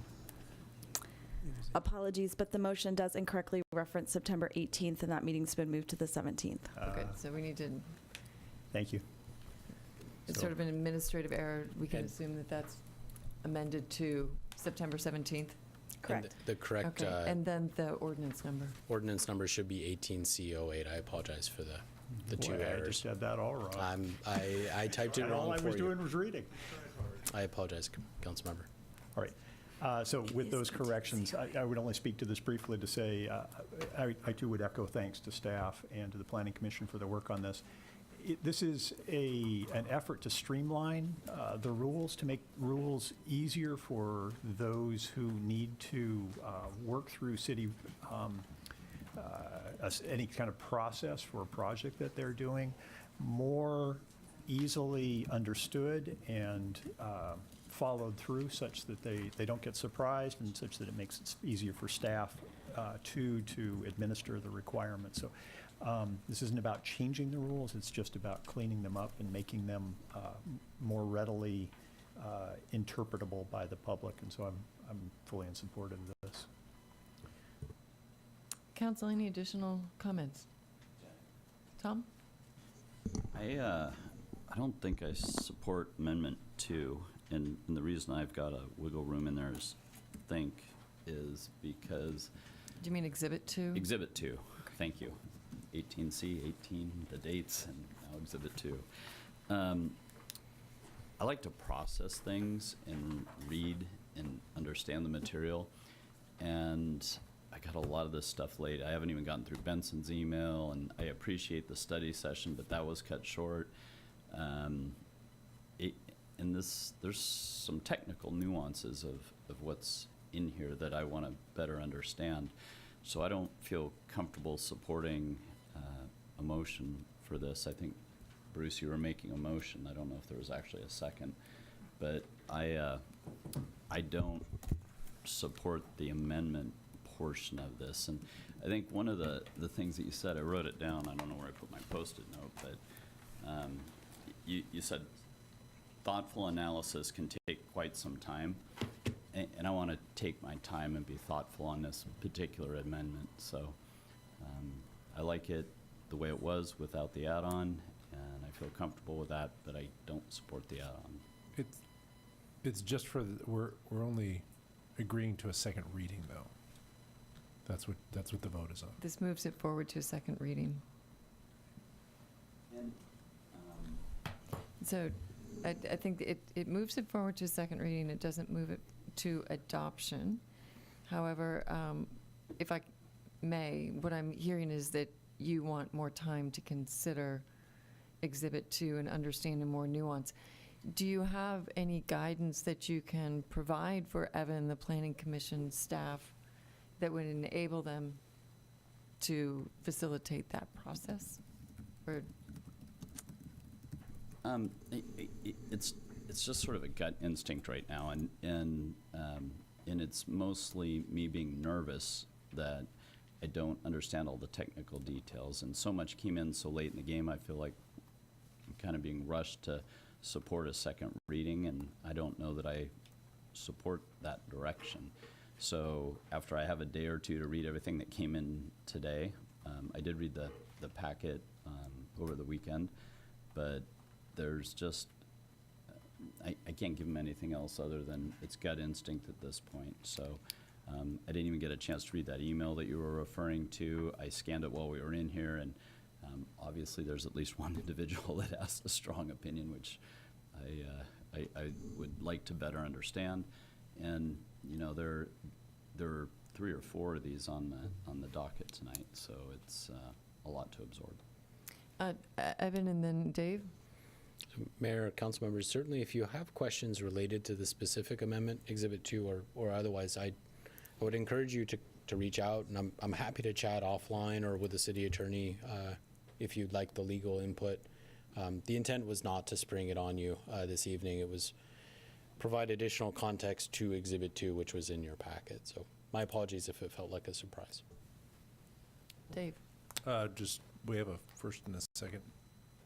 Right, Didn't and know we're if you taking Discussion. council feedback discussion, yeah. Council, is there any more? Bruce? I would just mention, and I thought this was an important comment that was made during the study session, but didn't come up in the recent commentary, but that was that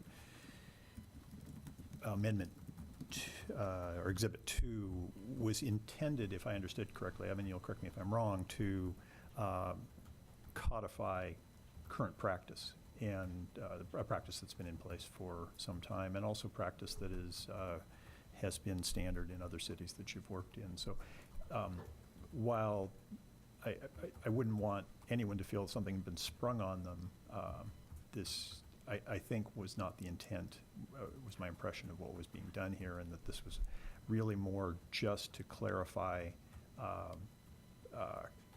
regular practice. That it was what I was attempting to describe to you earlier during the study session, that this is the practice I believe we're using with some of our comprehensive plan amendments at the moment, to the extent it's not clearly articulated in our code. My desire is to be transparent, and hence the nature of proposing Exhibit 2. Mayor? Yes. If I could interject, one of the things that Evan and I spoke about is also having another step in the process whereby at your annual planning session, items that fall into this category would be confirmed by the council as items that would fall on your work plan. Obviously, I'm concerned about the amount of work that these items can present, and making sure that you buy into that being part of the Planning Commission and the staff's work plan going forward. So that's another measure to, I think, really confirm and also just ensure that you still want to move forward with actual implementation, because if you're familiar with the comp plan, there's lots of great goals in the comp plan, but as I understand it, there's still a number of those goals and those policy statements that really don't have code or regulations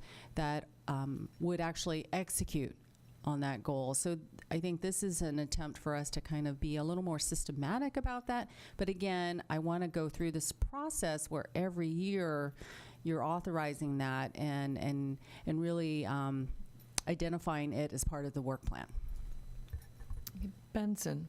I just want to echo Councilmember Wiesenteiner's comment. I mean, the motion really is just, actually is, I guess, Councilmember Bassett's motion, to move it to a second reading. And so we have about 2 weeks to basically look through it again and to ask questions of Evan and Carrie.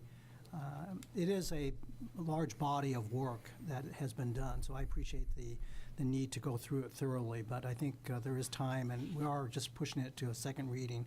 And certainly at that second reading, if there's questions on the substance, that's the time to raise questions regarding the propriety of the Exhibit 2 or what have you. So I think this is more of a procedural thing that we're being asked to do. So I'm certainly in support of the motion. Thank you. So with that, is there any further discussion? Seeing none, all in favor signify by saying aye. Aye. Opposed?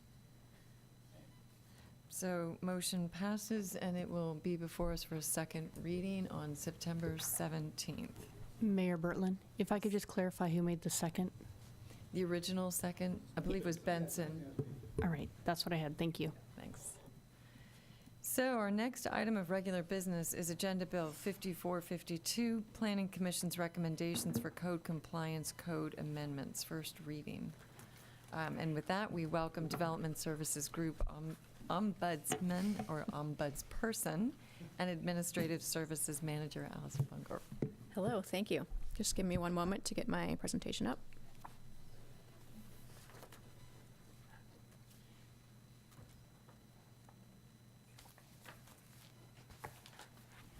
Okay, thank you. Again, I'm Allison Van Gorp, the Ombudsman and Administrative Services Manager for Development Services. And tonight I want to walk you through the first reading of the Code Compliance Amendment that we've been working on with Planning Commission over the last several months. We were here back in, I believe it was April, to give you an introduction to this topic, and I'll recap some of the problems that were identified at that point, give a quick summary of the process we've gone through, and then an overview of the Planning Commission's recommendations. Then I'll do kind of a quick overview of the highlights from the actual code amendment. I'll kind of walk you through what I think are the major changes that are proposed. And then we'll have time at the end for questions and discussion. I'd urge you to hold your questions towards the end if possible, so that I can actually get through the presentation. I've got about 24 slides somewhere in there. Okay, so what we've heard as the problem with our current code compliance program is that the community would really like to see more effective and timely resolution of cases. Some of our code compliance complaints sit for a while before they're responded to. Sometimes, it can take a long time for actions to get taken on the property to come into compliance. We've also got a large code compliance caseload, a big backload that's kind of built up over the last several years. And some of these cases can be really difficult and time consuming to resolve. We've also found that the existing code is insufficient in terms of providing us the tools we need to deal with these cases. Just to go into that with a bit more detail, the regulations by and large haven't been updated in decades, and so they haven't brought in some of the commonly used practices that other cities have been using for the last 10 years or so. There's limited tools that don't fit all situations. It's not very flexible, and it's inconsistent across the different sections of code. So you might have one type of enforcement mechanism available for certain kinds of violations and not others, and that just didn't make a lot of sense. The penalty system structure can be impractical and it lacks strong teeth. And in fact, our practice on staff has not included issuing civil penalties except for in very rare cases. So we really haven't been fining anyone when they have violations. So this is the process that we've gone through to start addressing some of these issues. We initially talked with the Planning Commission back in March just to introduce the topic, and then we came to City Council in early April. We went back to Planning Commission for a series of 3 meetings, and now we're back here to present you with their recommendations. The City Council meetings have been pushed back slightly from our original schedule, and we'll be working through them today and on the 17th. Okay, so back at that April meeting, we asked for some guidance from the council about how tough should our code compliance program be? Should we continue on the more lenient voluntary compliance track, or should we move to be a bit more strict and have some fines and penalties that could urge people to comply more quickly? And what we heard from you at that time was that we should move towards a bit more of a strict and punitive style of code enforcement, but that we should work with people, our neighbors, our residents, and if they are able to voluntarily comply, that's great. If they're demonstrating that they're not going to come into compliance in a reasonable amount of time, then we can work to, use some of these new tools, regulatory tools, have some more punitive measures that could try to spur them to take action. So there was broad support from the council for adding these kinds of regulatory tools. And the council also asked that we look for what I called operational efficiencies. Are there technology tools that could help us to be more efficient in our processes internally and to communicate better with folks that complain about compliance issues? And so we're definitely looking at those outside of this code update. Okay, so just a quick overview of how the Planning Commission worked through this. At their first meeting, we did a review of some of the lessons we've learned from looking at other cities and their codes and talking with other city staff from around our region in Washington. We also talked about some of the different policy options that could be considered, and then with their feedback turned that into a draft code amendment that they reviewed at their second meeting, and they gave us additional feedback. That was turned into a final draft that was put out for a 30-day public review period. We held a public hearing, and the Planning Commission deliberated and put together the final recommendations for council that I'll present to you tonight. Okay, first I'll give you a high-level overview of the Planning Commission's recommendations, and then I'll dive into what I was calling the highlights of the actual code amendment, and I've got several slides on that. So the main recommendation is to consolidate the code compliance provisions into a new chapter, Chapter 6.10. Right now, there's code compliance provisions in several different chapters. Like I said before, they're not consistent. So this will bring everything into one easily accessible chapter that has consistent tools that will apply across the building and land use and nuisance and utility codes. It will create a suite of enforcement tools, including misdemeanors, civil violations, civil infractions, the voluntary compliance agreements, stop work orders, and abatement. And I'll walk you through what all those are in a bit. It'll lay out a clear process for implementing each of these tools. And it would establish monetary penalties for violations. And it would add, in addition to the base penalties, there'd be additional penalties for priority, repeat, and deliberate violations, giving us some stronger teeth for those folks that are really, repeatedly causing problems, deliberately causing problems, et cetera. It'd provide for appeals and recovery of penalties and costs for the city, and it would add some definitions to provide some clarity and give us better definition for who the offenders are that we can go after, what a repeat offense means, et cetera. Finally, in addition to creating this new chapter, it'll add cross-references and repeal duplicative language from the other chapters that previously covered code compliance. Okay, so I'm primarily going to take you through the new chapter, chapter 6.10. The changes in the other code sections are relatively minor. Like I said, they're repealing duplicative language and they're adding cross-references. So to start off, the very beginning of the amendment kind of frames up where we're trying to go, and it defines our approach, which is maintaining our same complaint-based approach that we've had. We primarily are looking to respond to complaints rather than proactively enforcing things, mainly due to staff resources.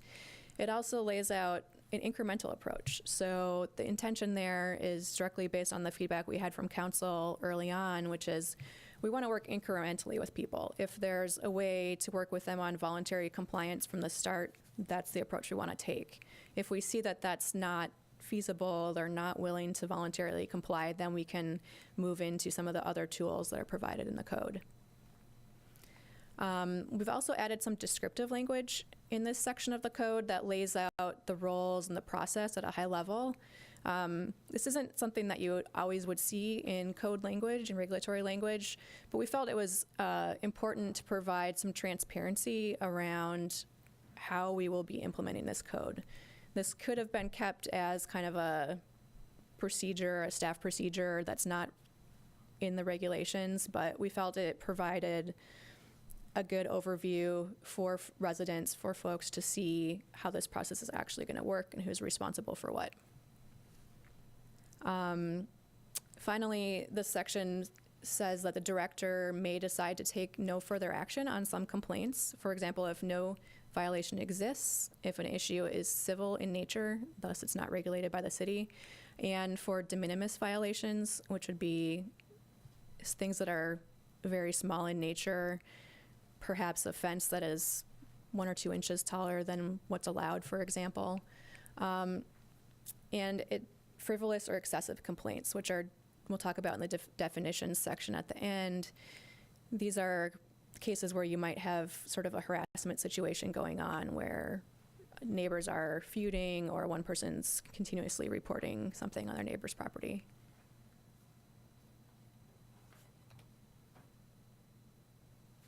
Okay, the code lays out 3 main types of violations: misdemeanors, code violations, and civil infractions. Misdemeanors are a criminal violation, and the other 2 are civil. The language of this code would allow us to use a criminal path for any violation, although it's unlikely that we would do that in practice ever or very rarely. We do want to have that ability should it be necessary. And then the vast majority of any violation would be pursued under a code violation or a civil infraction. So I'll go into a little bit more about the difference between what those 2 are and how we would use them operationally. So a civil violation, we would use a kind of a 3 strikes approach. This would be for majority of the types of violations we see. First, we would give folks kind of the informal first contact, the courtesy, like, hey, we were contacted by your neighbor and we think you may have a violation, we'd like to talk to you about it. Then there's a courtesy written notice, and finally a notice of violation with civil penalties. And the violator would have the ability to appeal to a hearing examiner to contest the violation, and they could also appeal the amount of the penalty if they felt that it wasn't fair, it was unreasonable, or that they had already corrected the violation or something along those lines. Paying the penalty does not relieve the duty to correct the initial violation. And a civil infraction is perhaps a slightly lower level. They would receive a citation similar to a speeding ticket with a penalty. It could be appealed to municipal court to contest the violation or ask for mitigation. So if there was some circumstances why the penalty should be reduced, they could go to the judge and talk about that. And again, paying the penalty does not relieve the duty to correct. Okay, so what's the difference between these and when would we use a violation versus an infraction? The code leaves us at the discretion of the DSG director, and kind of our thought process, talking with the assistant city attorney, was that infractions should really be used for sort of time-constrained violations. So things like a noise violation, it kind of happens for a certain period of time and then it's over. They are also useful for simple nuisance issues, like folks leaving their trash cans out or not mowing their lawn or something like that. And also for utility violations like cross-connection control issues. And then civil violations are more appropriate for ongoing issues, land use issues, building, tree violations. These are a big chunk of the reports that we receive.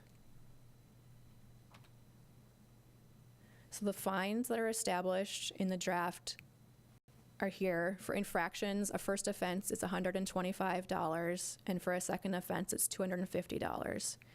And for civil penalties, it's more of a per day that would add up as time goes on. So it's $100 per day for the first 30 days, $250 per day between 30 and 60 days, and $500 a day after 60 days.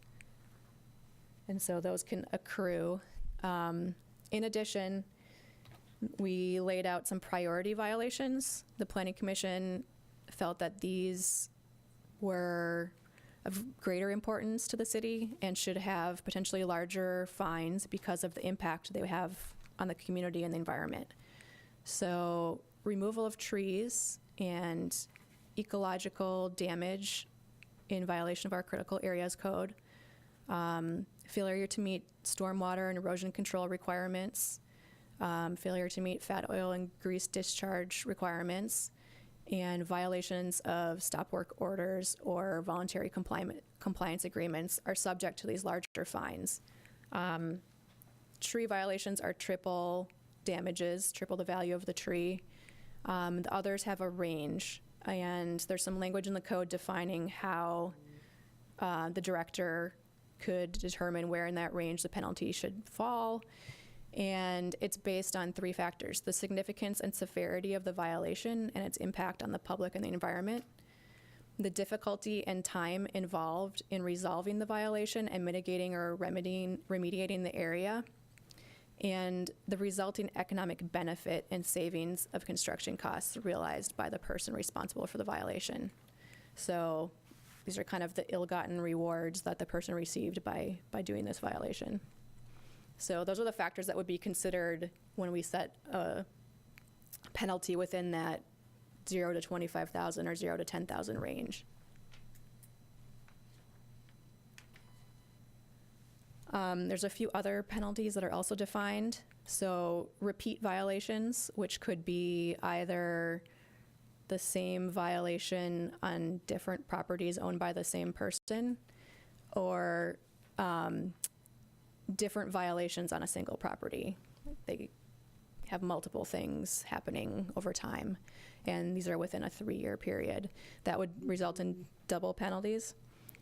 And then deliberate violations, where we have evidence that someone knowingly has made a violation or provided us knowingly with incorrect information in the permitting process.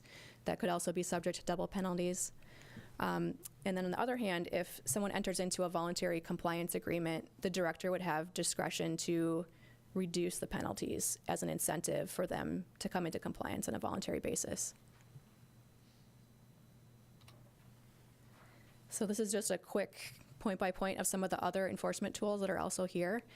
The ability to suspend, revoke, or limit a permit. So if someone has an ongoing violation and an open building permit, for example, we could suspend that permit until the violation is corrected. The ability to hold a future permit.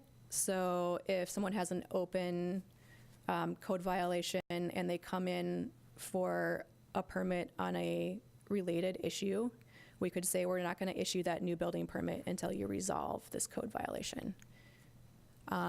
Notice on title. So if someone has an open violation that they have not and are not resolving after we've exhausted some of these other methods in terms of giving them penalties, perhaps those have been sent to collections and still nothing is happening, we could have the option of putting a notice on title. So this would be filed with the King County Recorder's Office and would basically provide a flag to a future purchaser of the property that there is this open violation that needs to be dealt with.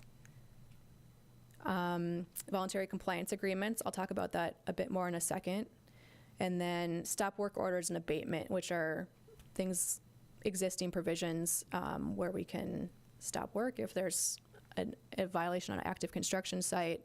And abatement would be a process where we could go to court and have permission to go in and correct a violation that was not being taken care of by the owner.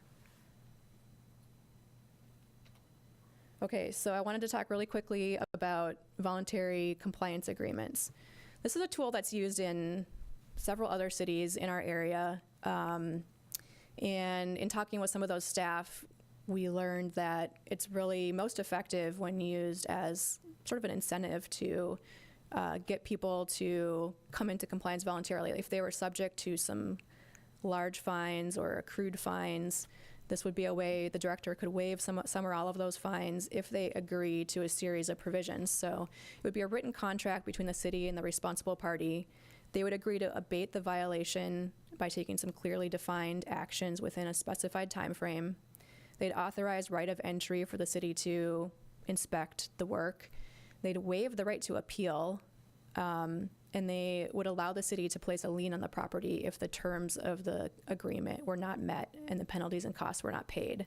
So it gives a lot more certainty to the city in exchange for them agreeing to get this work done, and then we can waive some of the fees. So I think this is a interesting tool to provide some flexibility for folks that may have other circumstances going on, or, you know, for whatever reason have had a kind of a change of heart and really want to take action and get their violations taken care of. Okay, I think this is the final part. I'm going to go through a few of the key definitions, and then I'll ask for your input. So some of these we wanted to have a clear definition of. There are things that I've seen in some other cities' codes, and it seems like it really strengthens our toolkit around some of the maybe minor but troublesome types of cases that come up. So de minimis violation, it's a violation that's of very low impact and poses low risk to health, safety, and welfare of the public and to the environment. So sometimes we have complaints about issues that are very small, yet to go out and investigate it and go through the whole compliance process would take a lot of staff time. And sometimes it just seems like it may not be worth it for how minor of an issue it is. And so, as I mentioned, this recommended code amendment would allow the director to determine something's de minimis, and we could choose not to pursue enforcement on those types of cases. Excessive complaints and frivolous complaints are situations where a complainant is either repeatedly reporting to the city a same or closely related issue, or a frivolous complaint, it's based on an issue that's not a code violation or it's a de minimis violation. These both might be situations where there could be some harassment going on or a neighbor's intending to antagonize the alleged person. We do see some cases where there's neighbor feuds and these kind of things come up. And so we wanted to define it and have a provision in the code where kind of spelled out what could potentially happen. And there's a lot of director discretion here, but the idea was that we would look for other ways to work with these complainants rather than pursuing enforcement action if indeed it's like a de minimis issue or someone is just reporting against a person and they're not really valid complaints. These are hard to read, but I'll give you the high level overview. So a person responsible for the violation or person responsible or violator, we have a pretty broad-ranging definition here, including the property owner or anyone doing work on the property. So any kind of contractor or, tree company that's doing work on the property could be liable for the code compliance actions. if they knowingly violated the code, we could go to the contractor as well as the property owner. And a repeat violation, I think I mentioned this, it includes the same person having multiple violations around different properties in the city, or having multiple violations on one property within a 36-month period. And this could be subject to additional fines, double fines. Okay, so that's the end of my highlights of the code amendment. There are a couple of accompanying recommendations that the Planning Commission made.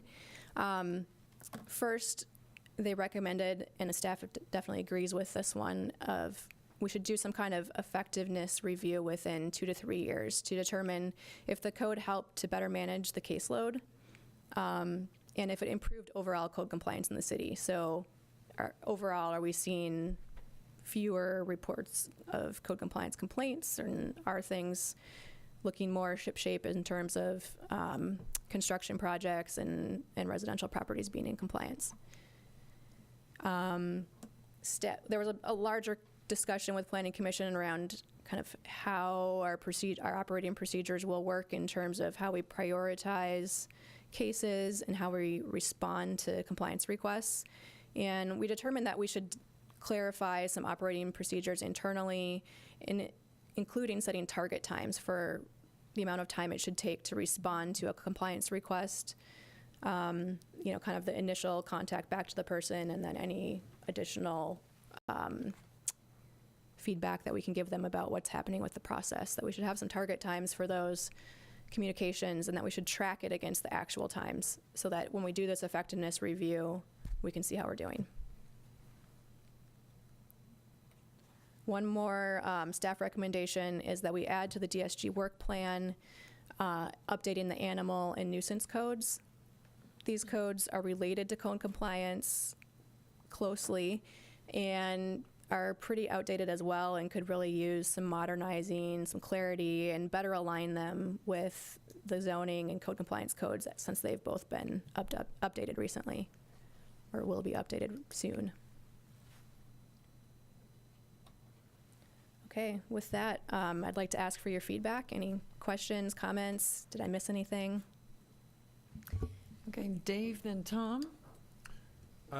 Mayor, I've got 3 questions. Would you like me to do one and give the mic to someone else, or hit all 3 at once? What would you prefer? Fellow council members, are there a lot of questions that you also have stacked up? How about we'll start with one. Start with and one. We'll go All from right. there.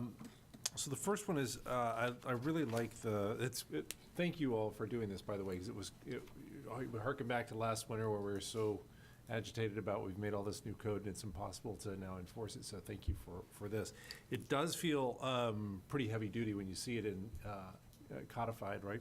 Mm-hmm. So I think I appreciate the incremental approach of working with people, and I guess maybe hear from you and Evan on how have we written this so that endures beyond the current administration of DSG, because there's a tremendous amount of director power and discretion that we've written in, and I think what probably we want to make sure that we ensure is retaining that objectivity, because you guys have sort of dropped the anvil in terms of we had no penalties, now we have it's serious business, right? Yeah. So maybe if you could walk us through how that retains over the next 10 or 15 years, just imagining out how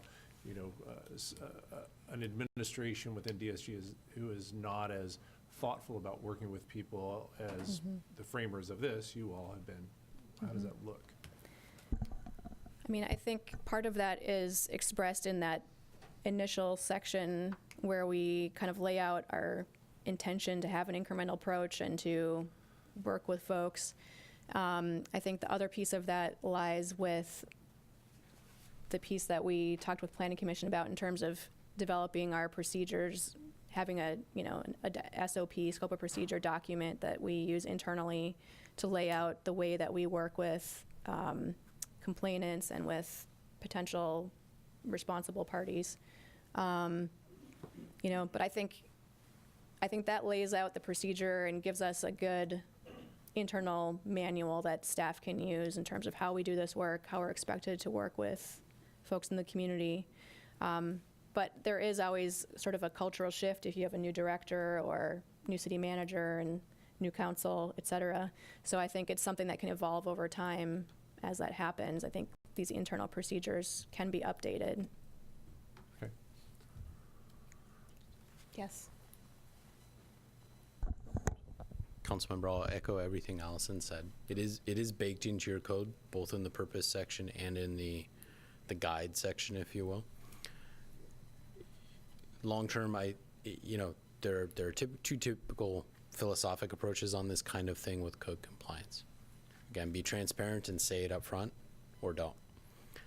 I tend to want to defer to be transparent and say it up front at this point, given the community feedback that I've heard over the last 2 years and some months around, we have all these processes, but they're all done kind of, we don't know what DSG is going to do in any given situation. So that was an intentional conversation between Allison and I around the drafting of this set of language. It is true, as Allison said, that you'll see shifts over time as community and council priorities become more or less prominent on the scale of importance. This code includes a number of things that I think are baked in and will help give some durability. So we give a clear preference to environmental and life safety concerns, and those would be our top priority to address. Other concerns, fences, signs, wireless communication facilities, et cetera, are probably at a slightly lower level of prominence in the regulation. More globally, all of these regulations, my advice to the city council and frankly anyone else who asks, is that these regulations should be viewed as written. Chip uses a great term, written in sand or clay, and that is kind of how these regulations are over time, or should be used over time.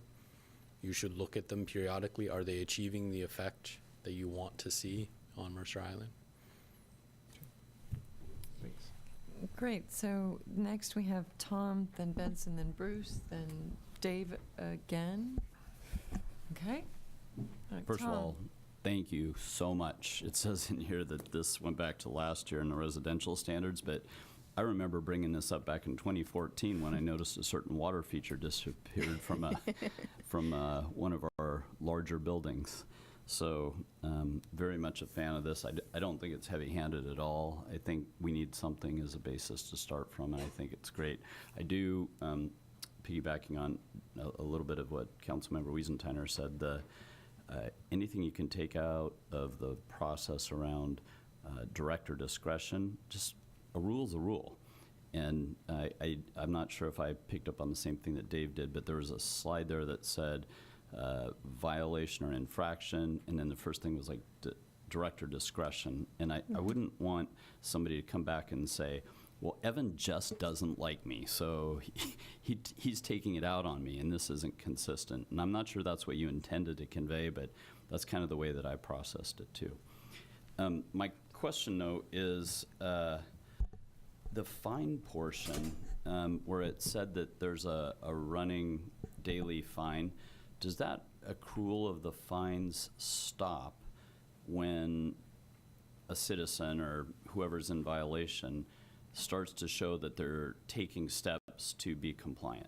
Yes. If they come into communication with us and say, I want to come into compliance, here's what I'm going to do, we'll say, okay, great, we'll give you an extension of X amount of days to, say, file your building permit that you need or something, and we can kind of give them the timeout on those kind of fees as long as those actions continue to make progress. Okay, so the message is, if the citizenry or the landowner or whoever it is working with you, you can stop that accrual of $100 or $250 a day.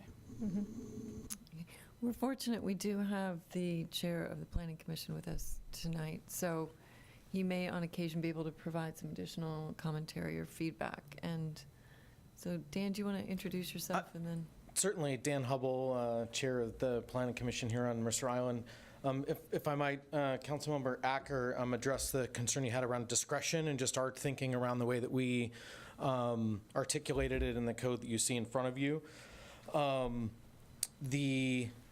The goal of this entire document, and we were very clear, and Evan can corroborate, the discussion was really around what is the goal of having these sorts of a penalty structure, so to say, for compliance.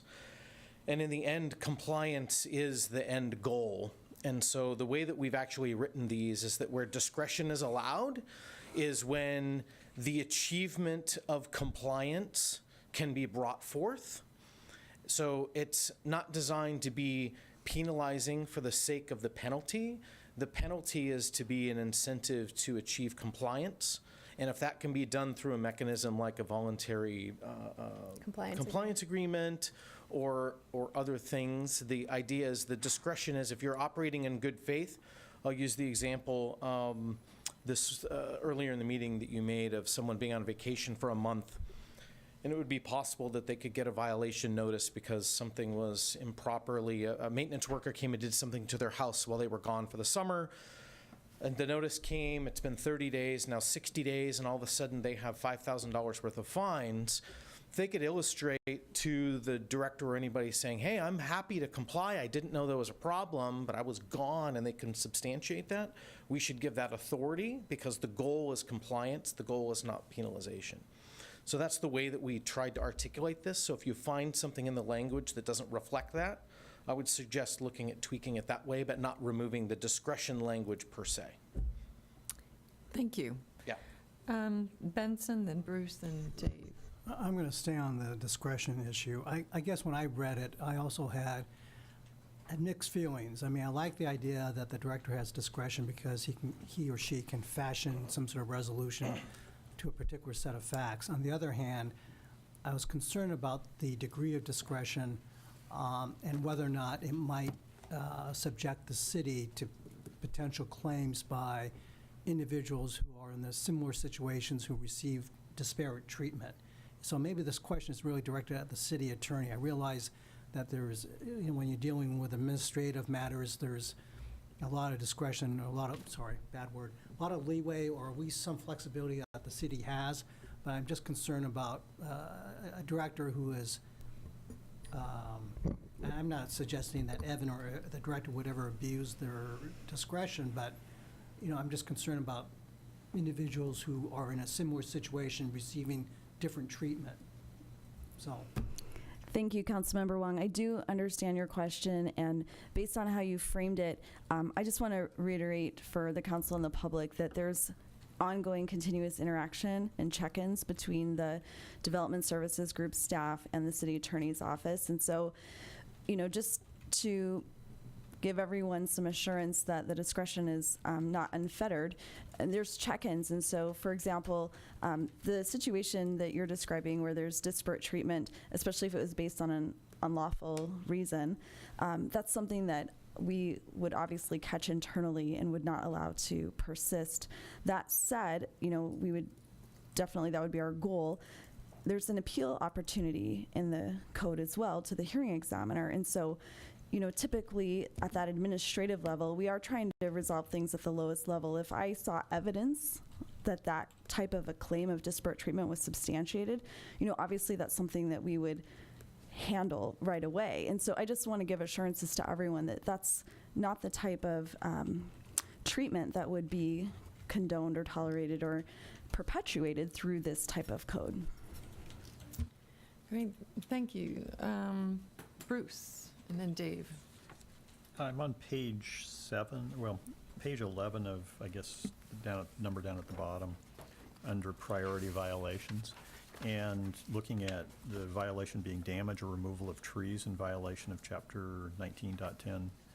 The penalty is triple the value of the cut or damaged tree plus the cost of remediation. I'm just curious, how do we get the cost of a tree? And what might be involved in remediation in a situation like that? This is all defined in the tree code that was passed as part of the residential code update. Well, forgive me for not recalling that. It's okay.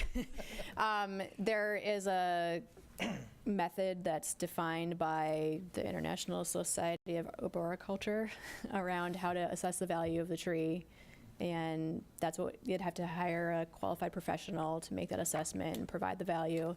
And then the cost of remediation would be basically restoring the area where the tree was cut to have some of the similar ecological functions and aesthetic, looks of what was previously there. Can you give me an example of the value of a tree? Just Well, I'll give you the example of a case that we really had in the last couple years. We had a builder that illegally cut a large sequoia, and I'm trying to remember the math. The total fine was close to $60,000, so the value of the tree was around $18,000 something. And so they had to pay that fine to the city. In addition, they had to replant several trees on the property as well as other landscaping. That was the remediation. They had to submit a plan that was approved by our staff of how that would be done. Thank you. Okay, we have Dave and then Salim and then I think Dave again. yay! Okay. It's my favorite council meeting I've ever had. Just kidding.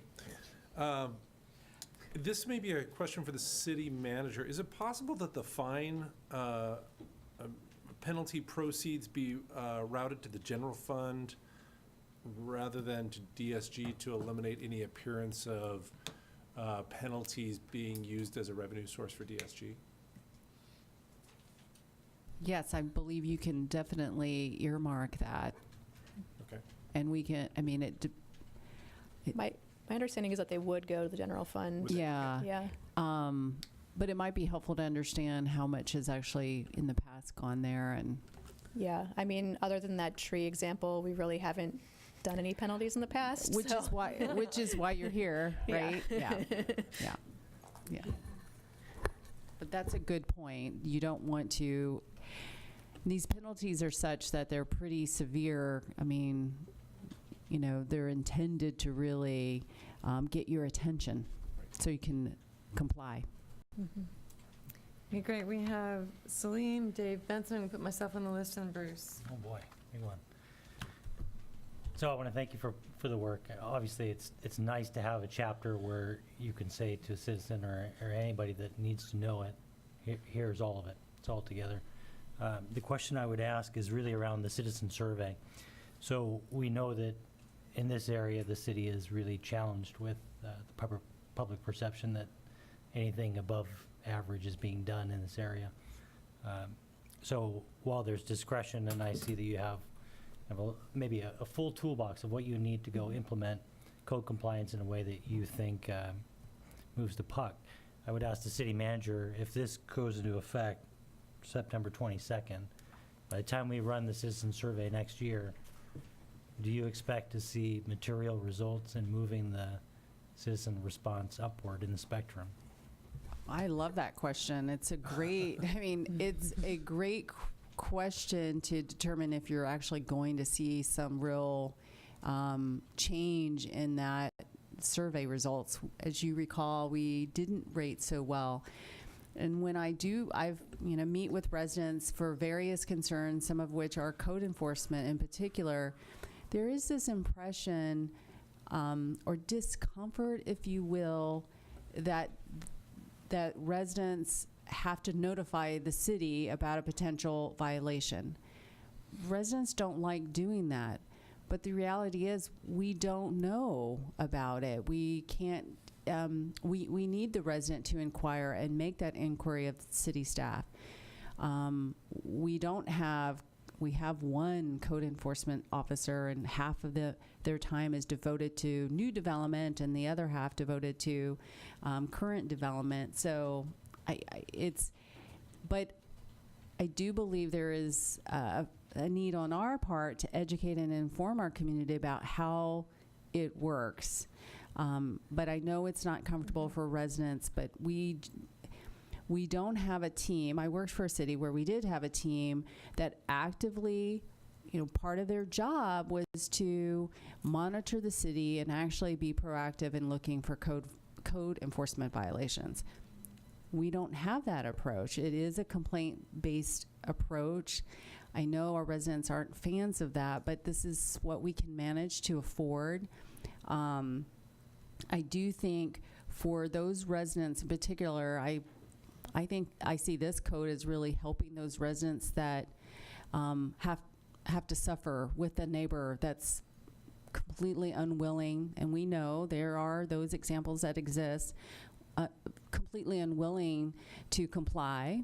And so I really think this is for those residents that have to suffer through that. I hope we see a change. I think part of that is going to be really dependent on us educating the community. We've made these changes. This is what you can expect.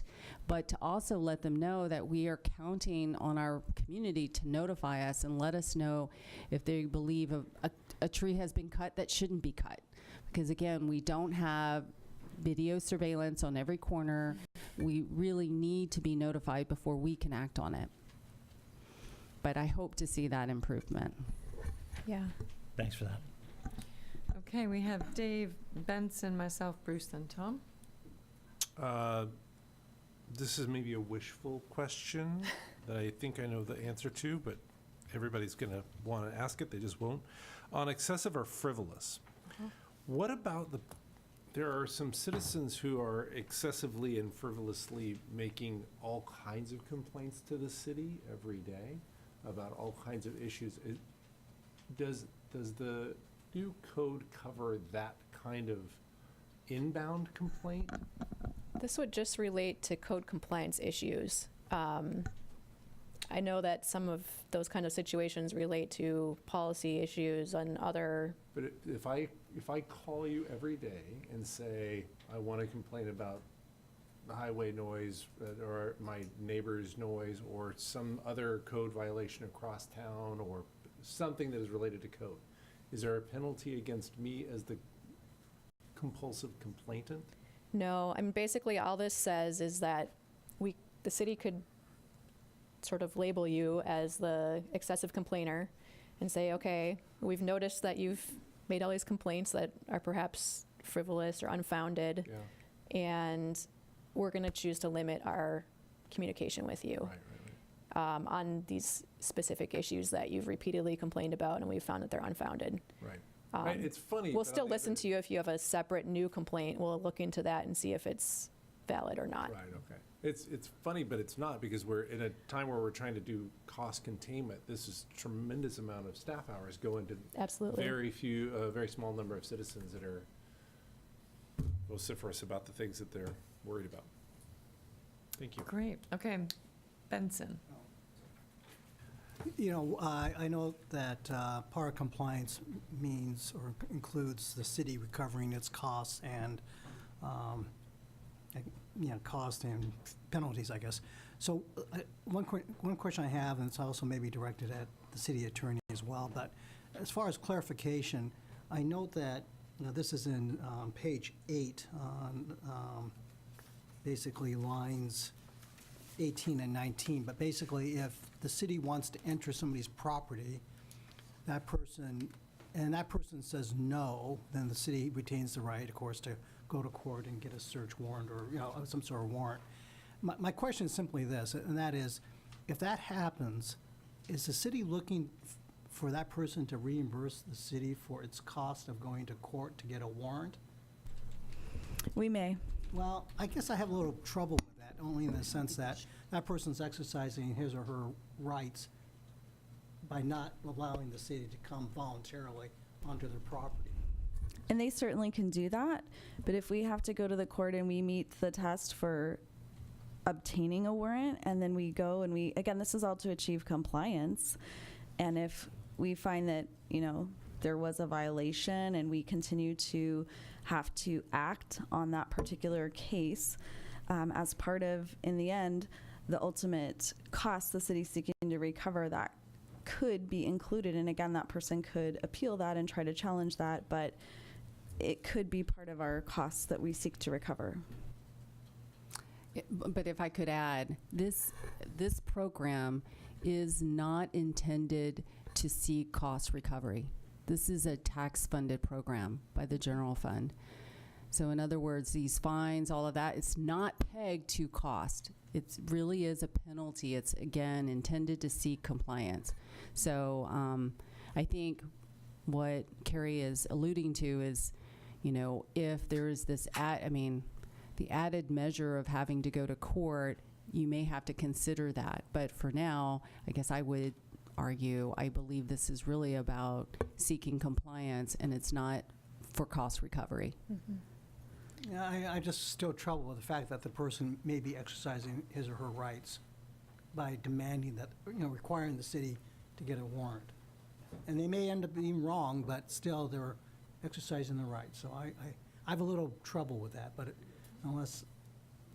But you can understand there could be a landlord-tenant issue.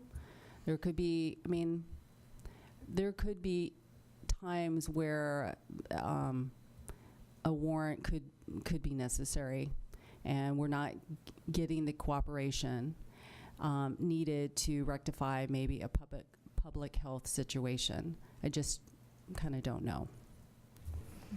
And excuse me, I'll just add, for example, and this is just for sake of trying to elucidate the matter further, but let's just say we were getting complaints of a hoarder, someone living next door to a hoarder.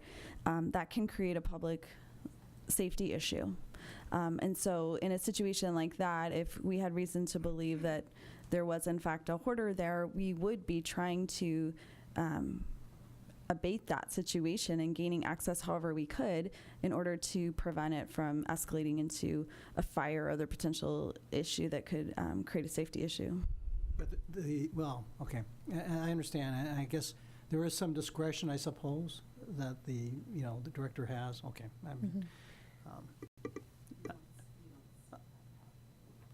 Okay. Really don't see this happen a lot. Typically, the complaints we get would be from a neighbor that sees the violation. Either it's visible from the street or it's visible from the neighbor's yard, and they grant us access to their yard. So we normally would have a clear view of the violation from one of those two means, or we get permission from the property owner. Okay, I'm going to take a turn. We have Bruce, then Tom, then Salim again. So my question is, at least based on recollection, there's really only one other time that I believe council, at least in my tenure, has gone through some sort of enforcement element, and that was with regard to fire alarms. And so if you have repeated, your fire alarm goes off at some point, then there's a violation and or a penalty process that kicks in. Can I assume that you have taken a look at that in other places and ensure that there's a consistency there in terms of both like a three-strike concept, but equally that the penalties would scale in a way that would be proportionate? Meaning, so that it wouldn't be that if you have a code violation, you get charged exponentially more than if you had 10 false fire alarms go off. So it's just sort of a consistency check to the point of... I have not done a consistency check with the fire code. I understand that the fire department is intending to update that code sometime in the near future and bring it to council. I'm not sure of their exact timing. So whether it's fire code or anywhere else, I think I would just ask that there be a check of some sort, that at least, if part of the intent tonight is to ensure that there's consistency in our processes, let's make sure that there's, to the extent reasonable, consistency there. So with that, we have Bruce, Tom, Salim, and Benson. Okay, Bruce. Thank you. Sort of comment, sort of question. I want very much to be respectful of what we heard in the community survey, which is that there is a concern here. However, I haven't seen that concern firsthand in the way some others have, and I don't share the same sense that, for instance, that we should do away with discretion and come down harder on folks rather than allowing discretion. I certainly think the goal is compliance and not a heavy-handed approach.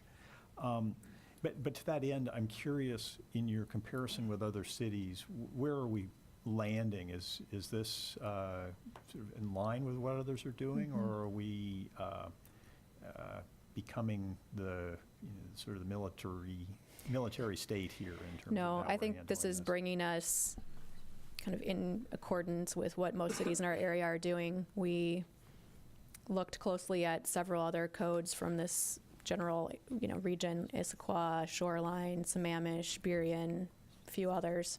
And in some cases pulled sections of those other codes that the Planning Commission felt would be a good fit for us, and put them into this draft. And I think across the board, this proposal would be pretty on par with what other cities are doing. Okay. Thank you. And I guess the one comment I'd make along with that is, city manager mentioned we need citizens to offer their complaints, and my reaction would be, well, yeah, if it's a concern, but I don't feel the need for us to have staff out with measuring tapes, for instance, looking for problems or encouraging citizens to go find something wrong today. To me, we live pretty happily together for the most part, and that's the way we would like it to be, rather than sort of seeking to create problems for our neighbors or for ourselves. Okay, Tom, Celine, then Benson. Yeah. Benson, I'm beginning to wonder if you have an exotic pet in your house and you're worried about somebody coming in. So let me see that tiger. The question that I have is, could you explain a little bit about how the enforcement process works now with these new regulations?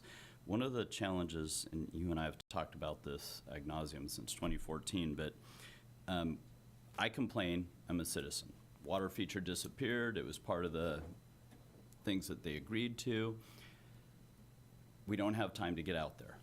Mm-hmm. And I read that explicitly in this, the staff findings analysis, that they're struggling with a large caseload. Mm-hmm. So if public safety issues or hoarders or anything that is something that could pose a clear and present danger to the community, I'm glad that that's the priority. But if we implement rules and we don't follow up on them, the question that Celine was asking about the survey, we might have some unintended consequences there. So I'm really curious as to how the enforcement process is going to work with that 1.0 FTE that Julie clearly articulated as 50-50 in residential and new construction and an old, and then also to alleviate the concerns that somebody brought up. Can't we just have an anonymous reporting portal to take the fear factor out of it? Because I don't want my neighbors to hate me. If they have two roosters and 12 hens and 2 of the roosters are out there, I don't want Jane Doe to know that Tom Acker's reporting Jane Doe. Yeah, well, I'll touch on that part first because it's a kind of a short answer, which is the Public Records Act doesn't allow us to have fully anonymous reporting. If we know who reported, it's subject to disclosure. So we could have a online portal that allowed people to submit complaints without, say, their name associated with it, but there would probably be some kind of contact information if they wanted us to be able to follow up with them. Especially, we'd have to at least have an email address or something, and that would all be subject to disclosure. So we talked about this quite a bit with the Planning Commission, because there are other folks that have asked to have anonymous reporting, and it's challenging. We don't want to say that it's anonymous if it's not really anonymous. So I think the route that we've typically used in the past, and probably what I would recommend going forward, is that we do ask for contact information so that we can follow up with people. If someone reports a life safety issue, an environmental issue, and chooses not to give us their information, we'll still follow up on that. We still want to go investigate it. But we do encourage people to give us that information. And then on the bigger issue, about, how will this be implemented? How will it be effective? How do we deal with the backlog of cases and get to things more quickly? I think just to add on to what Julie said earlier, we currently have 1 FTE, but up until last fall we had a half FTE. So we've doubled our capacity, which is making a difference. We've also doubled our capacity for arborists, which helps as well because we do see a lot of complaints around tree issues. That's one of the bigger chunks of the types of complaints we see. So that is helping. In addition to this code update, we're looking for other ways to improve efficiency, like having more online or kind of tech tools to allow people to report easier. One of the things we're looking into is the see-click fix system that the city is rolling out for public works complaints. Could be used for code compliance complaints. They're hoping to integrate with our permit tracking system in the near future. So if that becomes a reality, it could be a big time saver for staff as well. We wouldn't have to be typing in these complaints into our tracking system. They could be automatically brought in from that online reporting system. So I think we're looking at multiple ways to improve efficiency. This code will certainly help in terms of the situation we have now, which is we see a violation or a violation's reported, we investigate it, we contact the person, we tell them to fix it, they don't do anything.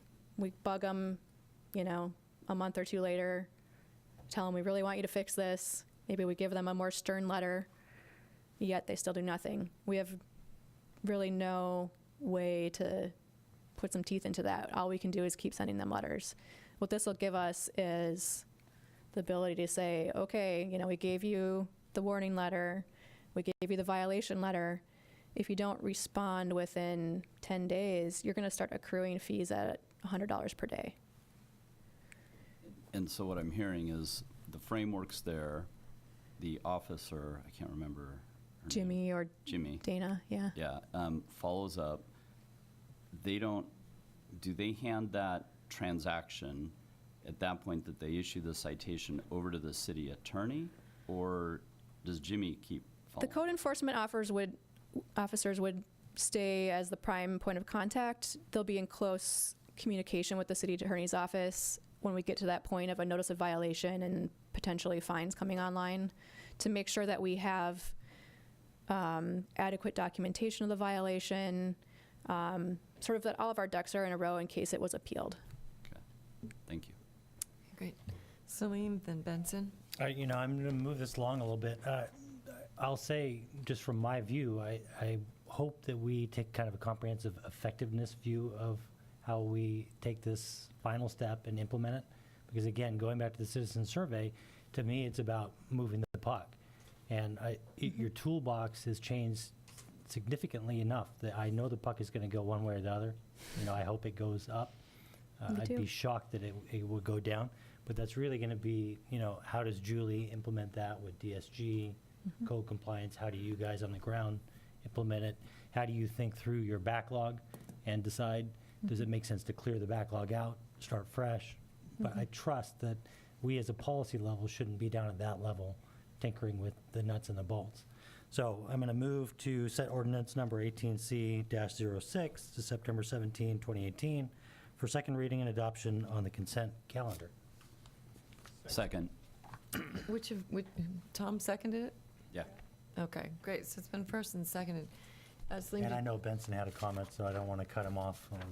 you have to say, speak to it or question? Well, I'm certainly in support of the motion. I think the deputy mayor's comments are well said. And I think the changes are a vast improvement over what we had before. But I have one more question. Again, I apologize. Okay, I looked at in the service. This is again on page 8. This service of written notice.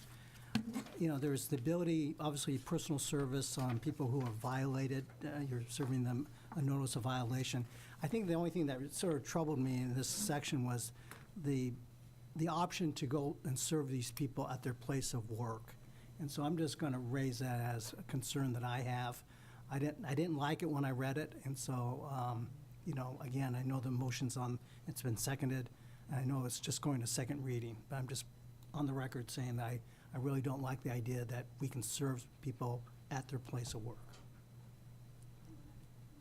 So I think I would ask, is this normal practice? Is this consistent with what other cities do, or is this something that we developed ourselves? I believe it's consistent with at least what some other cities do, but I wouldn't have a problem with removing that. I need to understand if that is something that has the support of a majority of the council or just one council member, because it certainly can be removed, and we have all these other methods of service listed on page 8 of your draft code here. So would we actually need to amend the motion? Right. I'm seeing a nod from Deb. So Benson, are you making the motion to amend or remove some portion? Yeah, I move to amend the motion by deleting the ability to serve notices of violations on the responsible person at their place of work. And Is there a second? I'd second that motion. I mean, we're a community here, and I think we all want to live together, and I think that doesn't have the community spirit that we're trying to engender as a council. Okay, so there's been a motion to amend, it's been first and second, and comment. Bruce? I guess I'm not understanding the sensitivity there. I see here that it could be served at their home, it could be served by mailing it to them, it could be served by putting a big notice on the door, and it could be served by publishing it in the newspaper. So how is there a sensitivity about having it get to their work that it's different from all of these other methods? It's kind of like public shaming. Yeah. I don't feel like it would be can you imagine what somebody would feel like to have a process server show up at, I don't know, Microsoft or even the deli downtown and say, "You've been served"? It doesn't seem very friendly. And I know enforcement is never friendly, but I don't believe that we need to publicly shame or humiliate somebody at their workplace. Yeah, I think it's unnecessary as an option for service. I mean, as you listed, Bruce, there are a number of ways of service. More than likely, it will be by personal service as opposed to like putting it on their door or whatever else. Yeah. But again, serving somebody at their place of work just seemed to be a little bit too far for me, and that's why I made the motion to amend. But you think that that's further than a big yellow sign on the door? Well, usually that occurs that usually occurs if you're not able to serve the person, do personal service. And I think you can probably do it at their home. You know, I think that's usually the right approach. Doing it at somebody's place of work seems to be a potential embarrassment that is not necessary.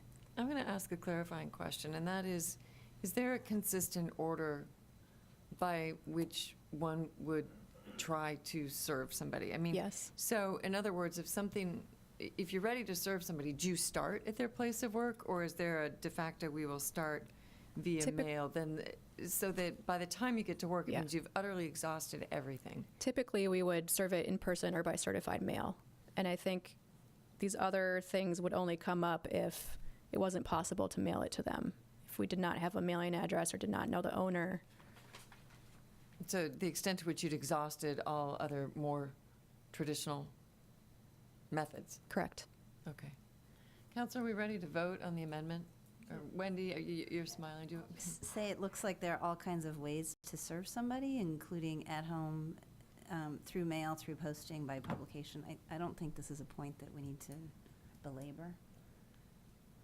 So you're ready to vote? I'm ready to vote no. All right, all in favor of the amendment signify by saying aye. Aye.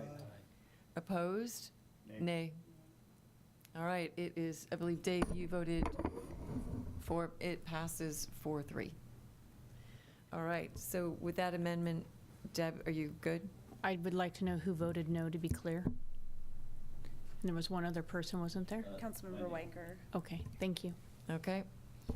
So now we are, and Now Carrie's already Now you need to vote on the main motion. right, as amended. All right, council, any further discussion on the motion as amended? All in favor signify by saying aye. Aye. Opposed? Seeing none, amended motion passes. I think I would urge staff to consider whether or not, and council, whether or not we will be ready to have this on the consent calendar in 2 weeks.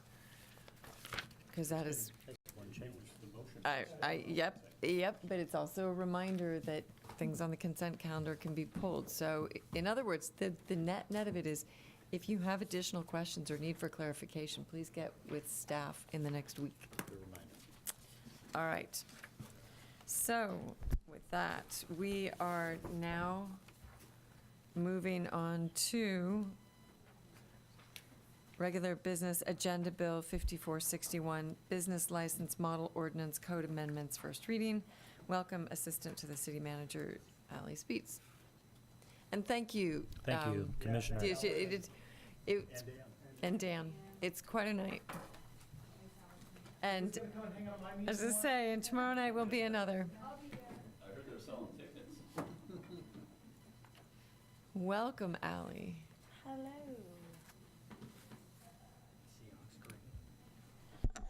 All right. Good evening, Council. I am Ali Speets, Assistant to the City Manager, and I'm here tonight to talk to you about the most exciting thing in the world.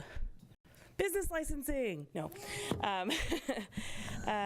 We have before you an ordinance with code amendments, and I'm just going to talk you through them and then ask for you to move this forward. So, Engrossed House Bill 2005, 2005 was passed in 2017 and by the legislature. And it was passed to simplify the administration of business licensing for applicants and for businesses, and to improve the business climate by giving license relief to small business owners. What it does is require that cities adopt a model business license ordinance and then eventually administer business licensing through either the state's business licensing system, which we call BLS, by 2027, or through File Local by 2020. The model business license ordinance was developed by a task force that had various cities as part of it, along with the Association of Washington Cities, who led the charge.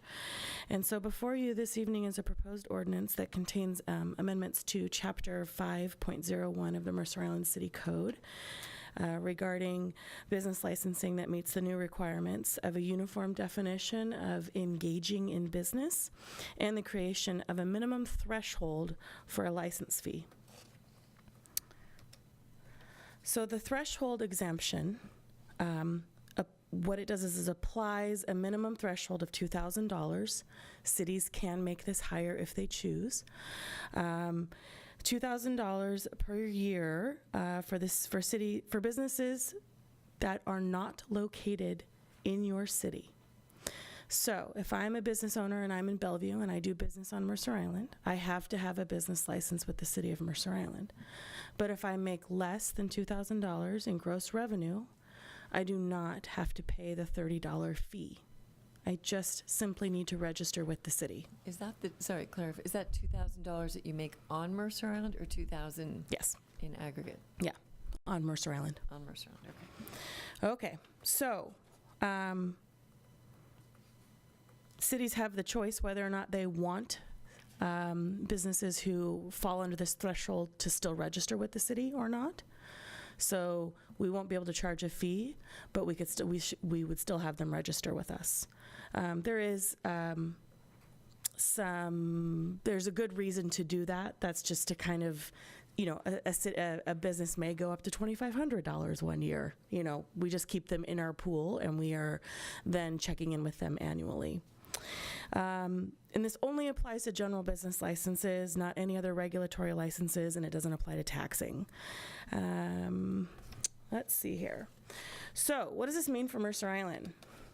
Right now, in 2017, so from March of 2017 to March of 2018, that was our data set, there were 1,880 licensed businesses that reported revenue less than $2,000 to the city of Mercer Island. Of those, 1,192 were off-island businesses. So with that math, the city will lose almost $36,000 in revenue because of this change. There's not much that we can do about this in terms of these, 1,200 businesses. The threshold, the lowest the threshold can be is $2,000. So we have worked that into the budget. That's coming forward to you in a month and a half. So that is another hit for us there, but we're rolling with the punches. So the other thing that we've done in the ordinance that's in front of you is added a couple of additional code amendments. As you know, our code needs cleanup, and we're doing that on a slow and steady process. And so instead of bringing this back to you at a different time, we're doing it now. We are clarifying each type of license and removing the temporary business category. We haven't used it in the past 20 years. We don't have any businesses that fall into that. We are also removing this section regarding exemptions. I, while in Montana holding my identical twin infant nephews, researched 1983 when this was implemented. Lots of minutes. The council debated this for 6 different meetings, adding business licensing. So I read lots of minutes and agenda bills and ordinances. I cannot find any references to these 3 exemptions and why they were put into our code. They don't need to be in the code. There's no reason to exempt them. Our farmer market, every person at the farmer's market has a business license. Banks should have a business license. They may be exempt from taxes, but they should be licensed. And then Washington government entities, they're in a whole other realm. State law takes care of them. So we're just asking that those 3 exemptions be removed from the code. The other 2 pieces, this is the business license administration. So there's 2 more pieces of EHB 2005. One of them is about business license administration. So we need to go with either BLS or file local. They give you a little bit more time to go with the state because the state can only onboard a maximum of 24 cities in a year, or in a 2-year period. So the difference is there's no cost to join BLS. It's about $20,000 to onboard for file local and another $20,000 annually. Downside, BLS only administers licenses. File local does licenses and B&O taxes. So we have decided to go with BLS. We can change our mind at any point, but staff's done research. We've gone to numerous seminars to learn about both, had lots of webinars, and we feel that BLS is the right transition for us to make. We got lucky and got in, so we are slated to switch in late 2019. And hoping for 2020, everything will be online through the state for renewals. We may end up using file local for taxes. As you know, not every city in Washington has B&O taxes, so file local is a much more specialized way to go. But I think that we know one of the great things about going with BLS is that when you go to renew your annual business license through the state, you will be triggered to renew your Mercer Island one. You won't get that with file local. You'll have to go to the state website to renew your state license, then you'll have to go to file local to renew your other ones. So we're hoping to catch a little bit more of our businesses that are on the island with going with BLS. The third part of the EHB 2005 is a B&O task force. I don't have much information about this, except for that they really want to simplify the 2-factor service income formula that's in the state law to use a market-based model. I went today to try and inform myself about this and got about, 4 subsections in and lost it. And I mean, I'm not a math person. It is so confusing about how they calculate what your B&O taxes are. So this task force will be simplifying all of that. We'll come back to you if there's any change that needs to happen in our code. So tonight we're asking you to set this ordinance to September 17th for second reading and adoption on the consent calendar. And I'm happy to answer any questions that you have. Great, thank you. Allie, Council, any questions? Salim? So BLS, now people go there to renew their license. I assume we'll be able to get electronic data of who has licenses, Yeah. who used to have. So yeah, we will actually have access to the database. And do we currently have all of that electronically now? We can ask for it from them, and they provide a download to us. I mean, current model, currently the way we administer business licenses, do we have that database now at the city of Mercer Island? We have a database that we have added to every year. So it's in the same program as the permitting program, which is called Track It. Yeah. The upgrade that's going to happen next year will no longer have the connection between the taxes and the licensing, so that's why we're kind of moving this. We have all of our data from the last 20 years. It doesn't match up with the state in a very simple way. So when we get information from the state, we have to kind of play with that. This will improve the data integrity as it relates to state data, which should allow us to absolutely to also look at sales tax remittances, right? So we could look at sales tax remittances compared to business licenses that have been attained in a year.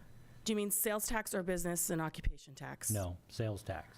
So if you are a business and you apply for a business license and you're doing business on Mercer Island, you should also be submitting sales tax receipts. They are all connected. That is the beauty of this system. Yeah. There are 10 agencies that work off this licensing system. You think about a convenience store going in, they have to get the liquor license. If it's a gas station, they have to go through all of the EPA stuff. It's a one-stop shop for all of that. The data I know we can get is the business license data. Whether or not I can get sales tax or any other data from the state, I'm not sure, but I can look into that for you. I would just encourage staff to look at the opportunities for those types of audits in the future to make sure the remittances on the sales tax are tied to the business licenses and tied to DSG permits, which is where the bulk of the dollars are. I think your $35,000 of lost revenue is going to find a way to reappear. I have a feeling it will too. Bruce? I would move to set ordinance number 18C-09 to September 17, 2018 for second reading and adoption on the consent calendar. Second. So first and second, and want to speak to it? Is that the 18th? It's the 17th. It's the 17th. And it does have a C in it, so. We had to move the meeting to the 17th because of Yom Kippur. All right. Council, all in favor signify by saying aye. Aye. Opposed? Seeing none, motion passes. Thank you. Super, thank you, Ally. That was great. So we now move to other business. Are there any upcoming council member absences to report? Okay. I think synonymous with that is really discussion about the planning schedule. And for that, Julie?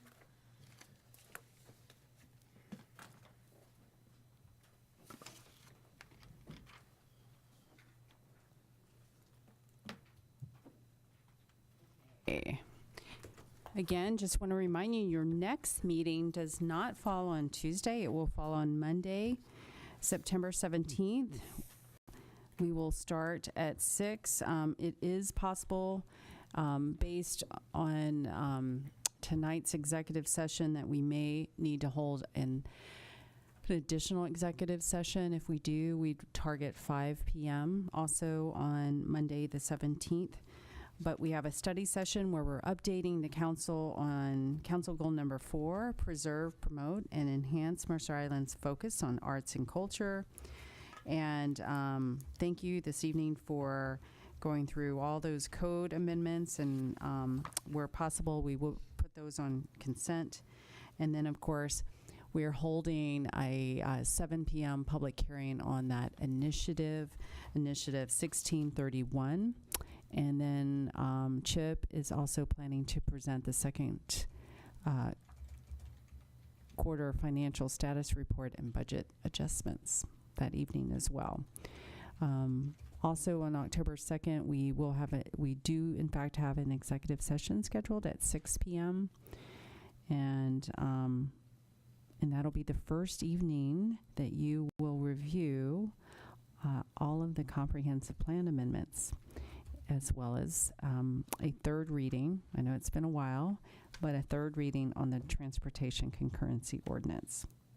So, and then after that, October 16th, October 23rd, you're in budget season. So you will have lots and lots of meetings on the 2019-2020 budget. So just want to call your attention to those few items. Great, council. Any questions? Okay. Yeah. One, and there the ethics thing on the future calendar? Bottom on page 2, it's October 16th, draft code of ethics. All right, super. So with that, our next item of other business is Agenda Bill 5471, Design Commission Vacancy Appointments. May I have a motion to affirm the mayor and deputy mayor's appointments of Claire McPherson and Thomas Soprano to the city's Design Commission? So moved. Second. It's been seconded by Dave or Benson? Well, I think Dave beat me to it. Go ahead, Benson. All right. It's been first and seconded. Council, any discussion? Yeah, I'd like to discuss this just for a little bit. And it's been an ongoing process, as you know, Mayor, getting a process in place for this. And one of the, I guess you and Deputy Mayor Neese have gone through your process for the appointments, but did all the criteria get met as far as the different positions that are recommended in the criteria for this? And I'm talking specifically, I think there's a requirement for a landscape architect, a civil engineer, and an urban planner. Yes, I'm going to look to Evan to confirm, but my understanding is these two positions, as outlined in his email to us, are actually lay positions. And with that, I believe lay position means that there's no particular professional affiliation or certification that's needed, and hence we look for the people who seem to be the best fit based on a broader set of criteria. So, Evan, do you have any additional feedback with regard to what would constitute a lay position? No, Mayor, I believe you've described it accurately for the two appointees that you're reviewing tonight. They would qualify as lay positions, as I understand your code. Pardon me, your code does include some guidance around positions that, if you have a candidate that qualifies for certain types of positions, the urban planner one, for example, that Councilmember Acker mentioned a moment ago, that's a desired profile on that design commissioner. That's how I understand your code. So do we have an urban planner, a civil engineer, and a landscape architect covered in the other positions? I believe you have, with the departure of the two candidates, or pardon me, two commissioners at the moment, I believe you have 4 architects and then 1 or 2 lay people. I guess it will be 1 lay person. So my point is, I know that we have a ton of architects, but we don't have an urban planner. We do not. So why wouldn't we appoint an urban planner now to fill the gap if that's part of the criteria? And I guess that's a question for Salim and or Deputy Mayor Neese and Debbie. Evan? May I offer just a simple clarification, Councilmember? I'm not aware of an urban planner as such, credentialed, that has applied for this position. Perhaps I missed it in the applications when I reviewed it. I shared my recommendation with the mayor and the deputy mayor. And again, I believe it perhaps was with the full council. Yeah, I saw the email, and I believe that there was one degreed urban planner from Stanford University that applied. I don't want to pick winners and losers and talk about people in a very public format, but I'm trying to, one of my goals for the year is to really fix the board and commission process, or fix may be the wrong word because I'm tired, Bruce, and I want to be sensitive because that implies that there's something wrong, but put some enhanced controls in place. And so I'm just falling back on the existing process that we have now, and if we have an opportunity to put somebody in one of those positions, why wouldn't we? Well, just to clarify, my understanding is that there's a subcommittee of which you're a member, and that there was a meeting back in June and an attempt to try to meet again on the basis of the charter to meet this summer. Unfortunately, schedules being what they are, and you're currently scheduled to meet in September. But as part of that charter, if I understand, I'm going to look to Ally for a little bit of guidance here. and that is the charter is not about the process per se. The charter actually is to review I'm reading, develop membership criteria for Planning Commission, Design Commission, and Utility Board, for which there actually already is at least one version of criteria for the Design Commission. So it's not a process per se, but rather a membership criteria charter that this subcommittee has. Correct. Yeah, that was Okay. changed at the meeting in April, I believe. And then we had a subcommittee meeting in June, right before the mini planning session, where we discussed that. And the subcommittee was fine with that. So we were unable to get a meeting scheduled in August, which was when we had committed to reconvening. And so we have one set for next Friday, September 14th, to meet. I have met with staff liaisons. We have talked about criteria. So we will be presenting some draft language to the committee to discuss. But their charge, the committee's charge, is to review criteria and code changes for clarification to each of the boards and commissions. We did add in the Arts Council also. Yes. So that's what we will bring back to the council at some point. And that's what we're doing in the future, but I'm referencing what's in it today. Right. I can just speak for what was provided to us, and that there are 2 vacancies, and the categories that exist today are for the lay person, lay criteria. And based on that, the deputy mayor and myself solicited feedback from all council members, took into consideration feedback from the acting DSG director, and made a recommendation accordingly. So that's how it rolled. So we do have a motion in front of us. I guess I'd offer one other thing, because I don't think I'm going to vote in favor of this, just because I think that I understand there was a review process, but like Evan said, we're pretty heavy on the architects, and I love the architects, but one of the things our community has really been striving for is somebody with an urban planning background, and I feel like we are missing the boat by not appointing the person. And the only other thing that I'd like to add is, and this is more for maybe Allie or Julie, but I got a call from one of the people who applied, and they said, well, that they didn't get the position. So I hope that somebody's going to reach back out to the folks. And I guess they read it off the packet guide, because I got the call last Friday. But we need to have a method to call folks. And we do, which we've already explained in email to the council, which is once the mayor and deputy mayor have made their decisions, we notify every applicant. And confirmed by council. And we notify them on Thursday when the packet went out. This is what the mayor and deputy mayor are recommending to the council for affirmation, so that they know that, so they don't get surprised when someone else says, oh, hey, I see your name in the packet.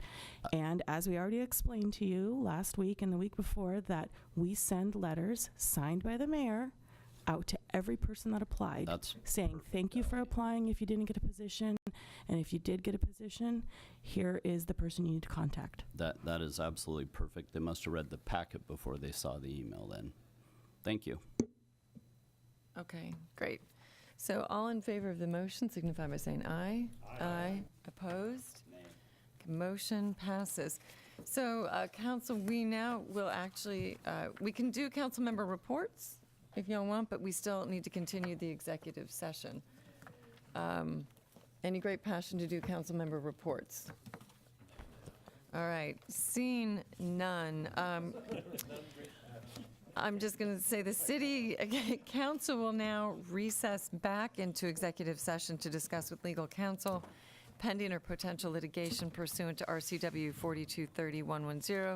4230-110-1I for approximately 30 minutes. If not, sure. We can always shorten it.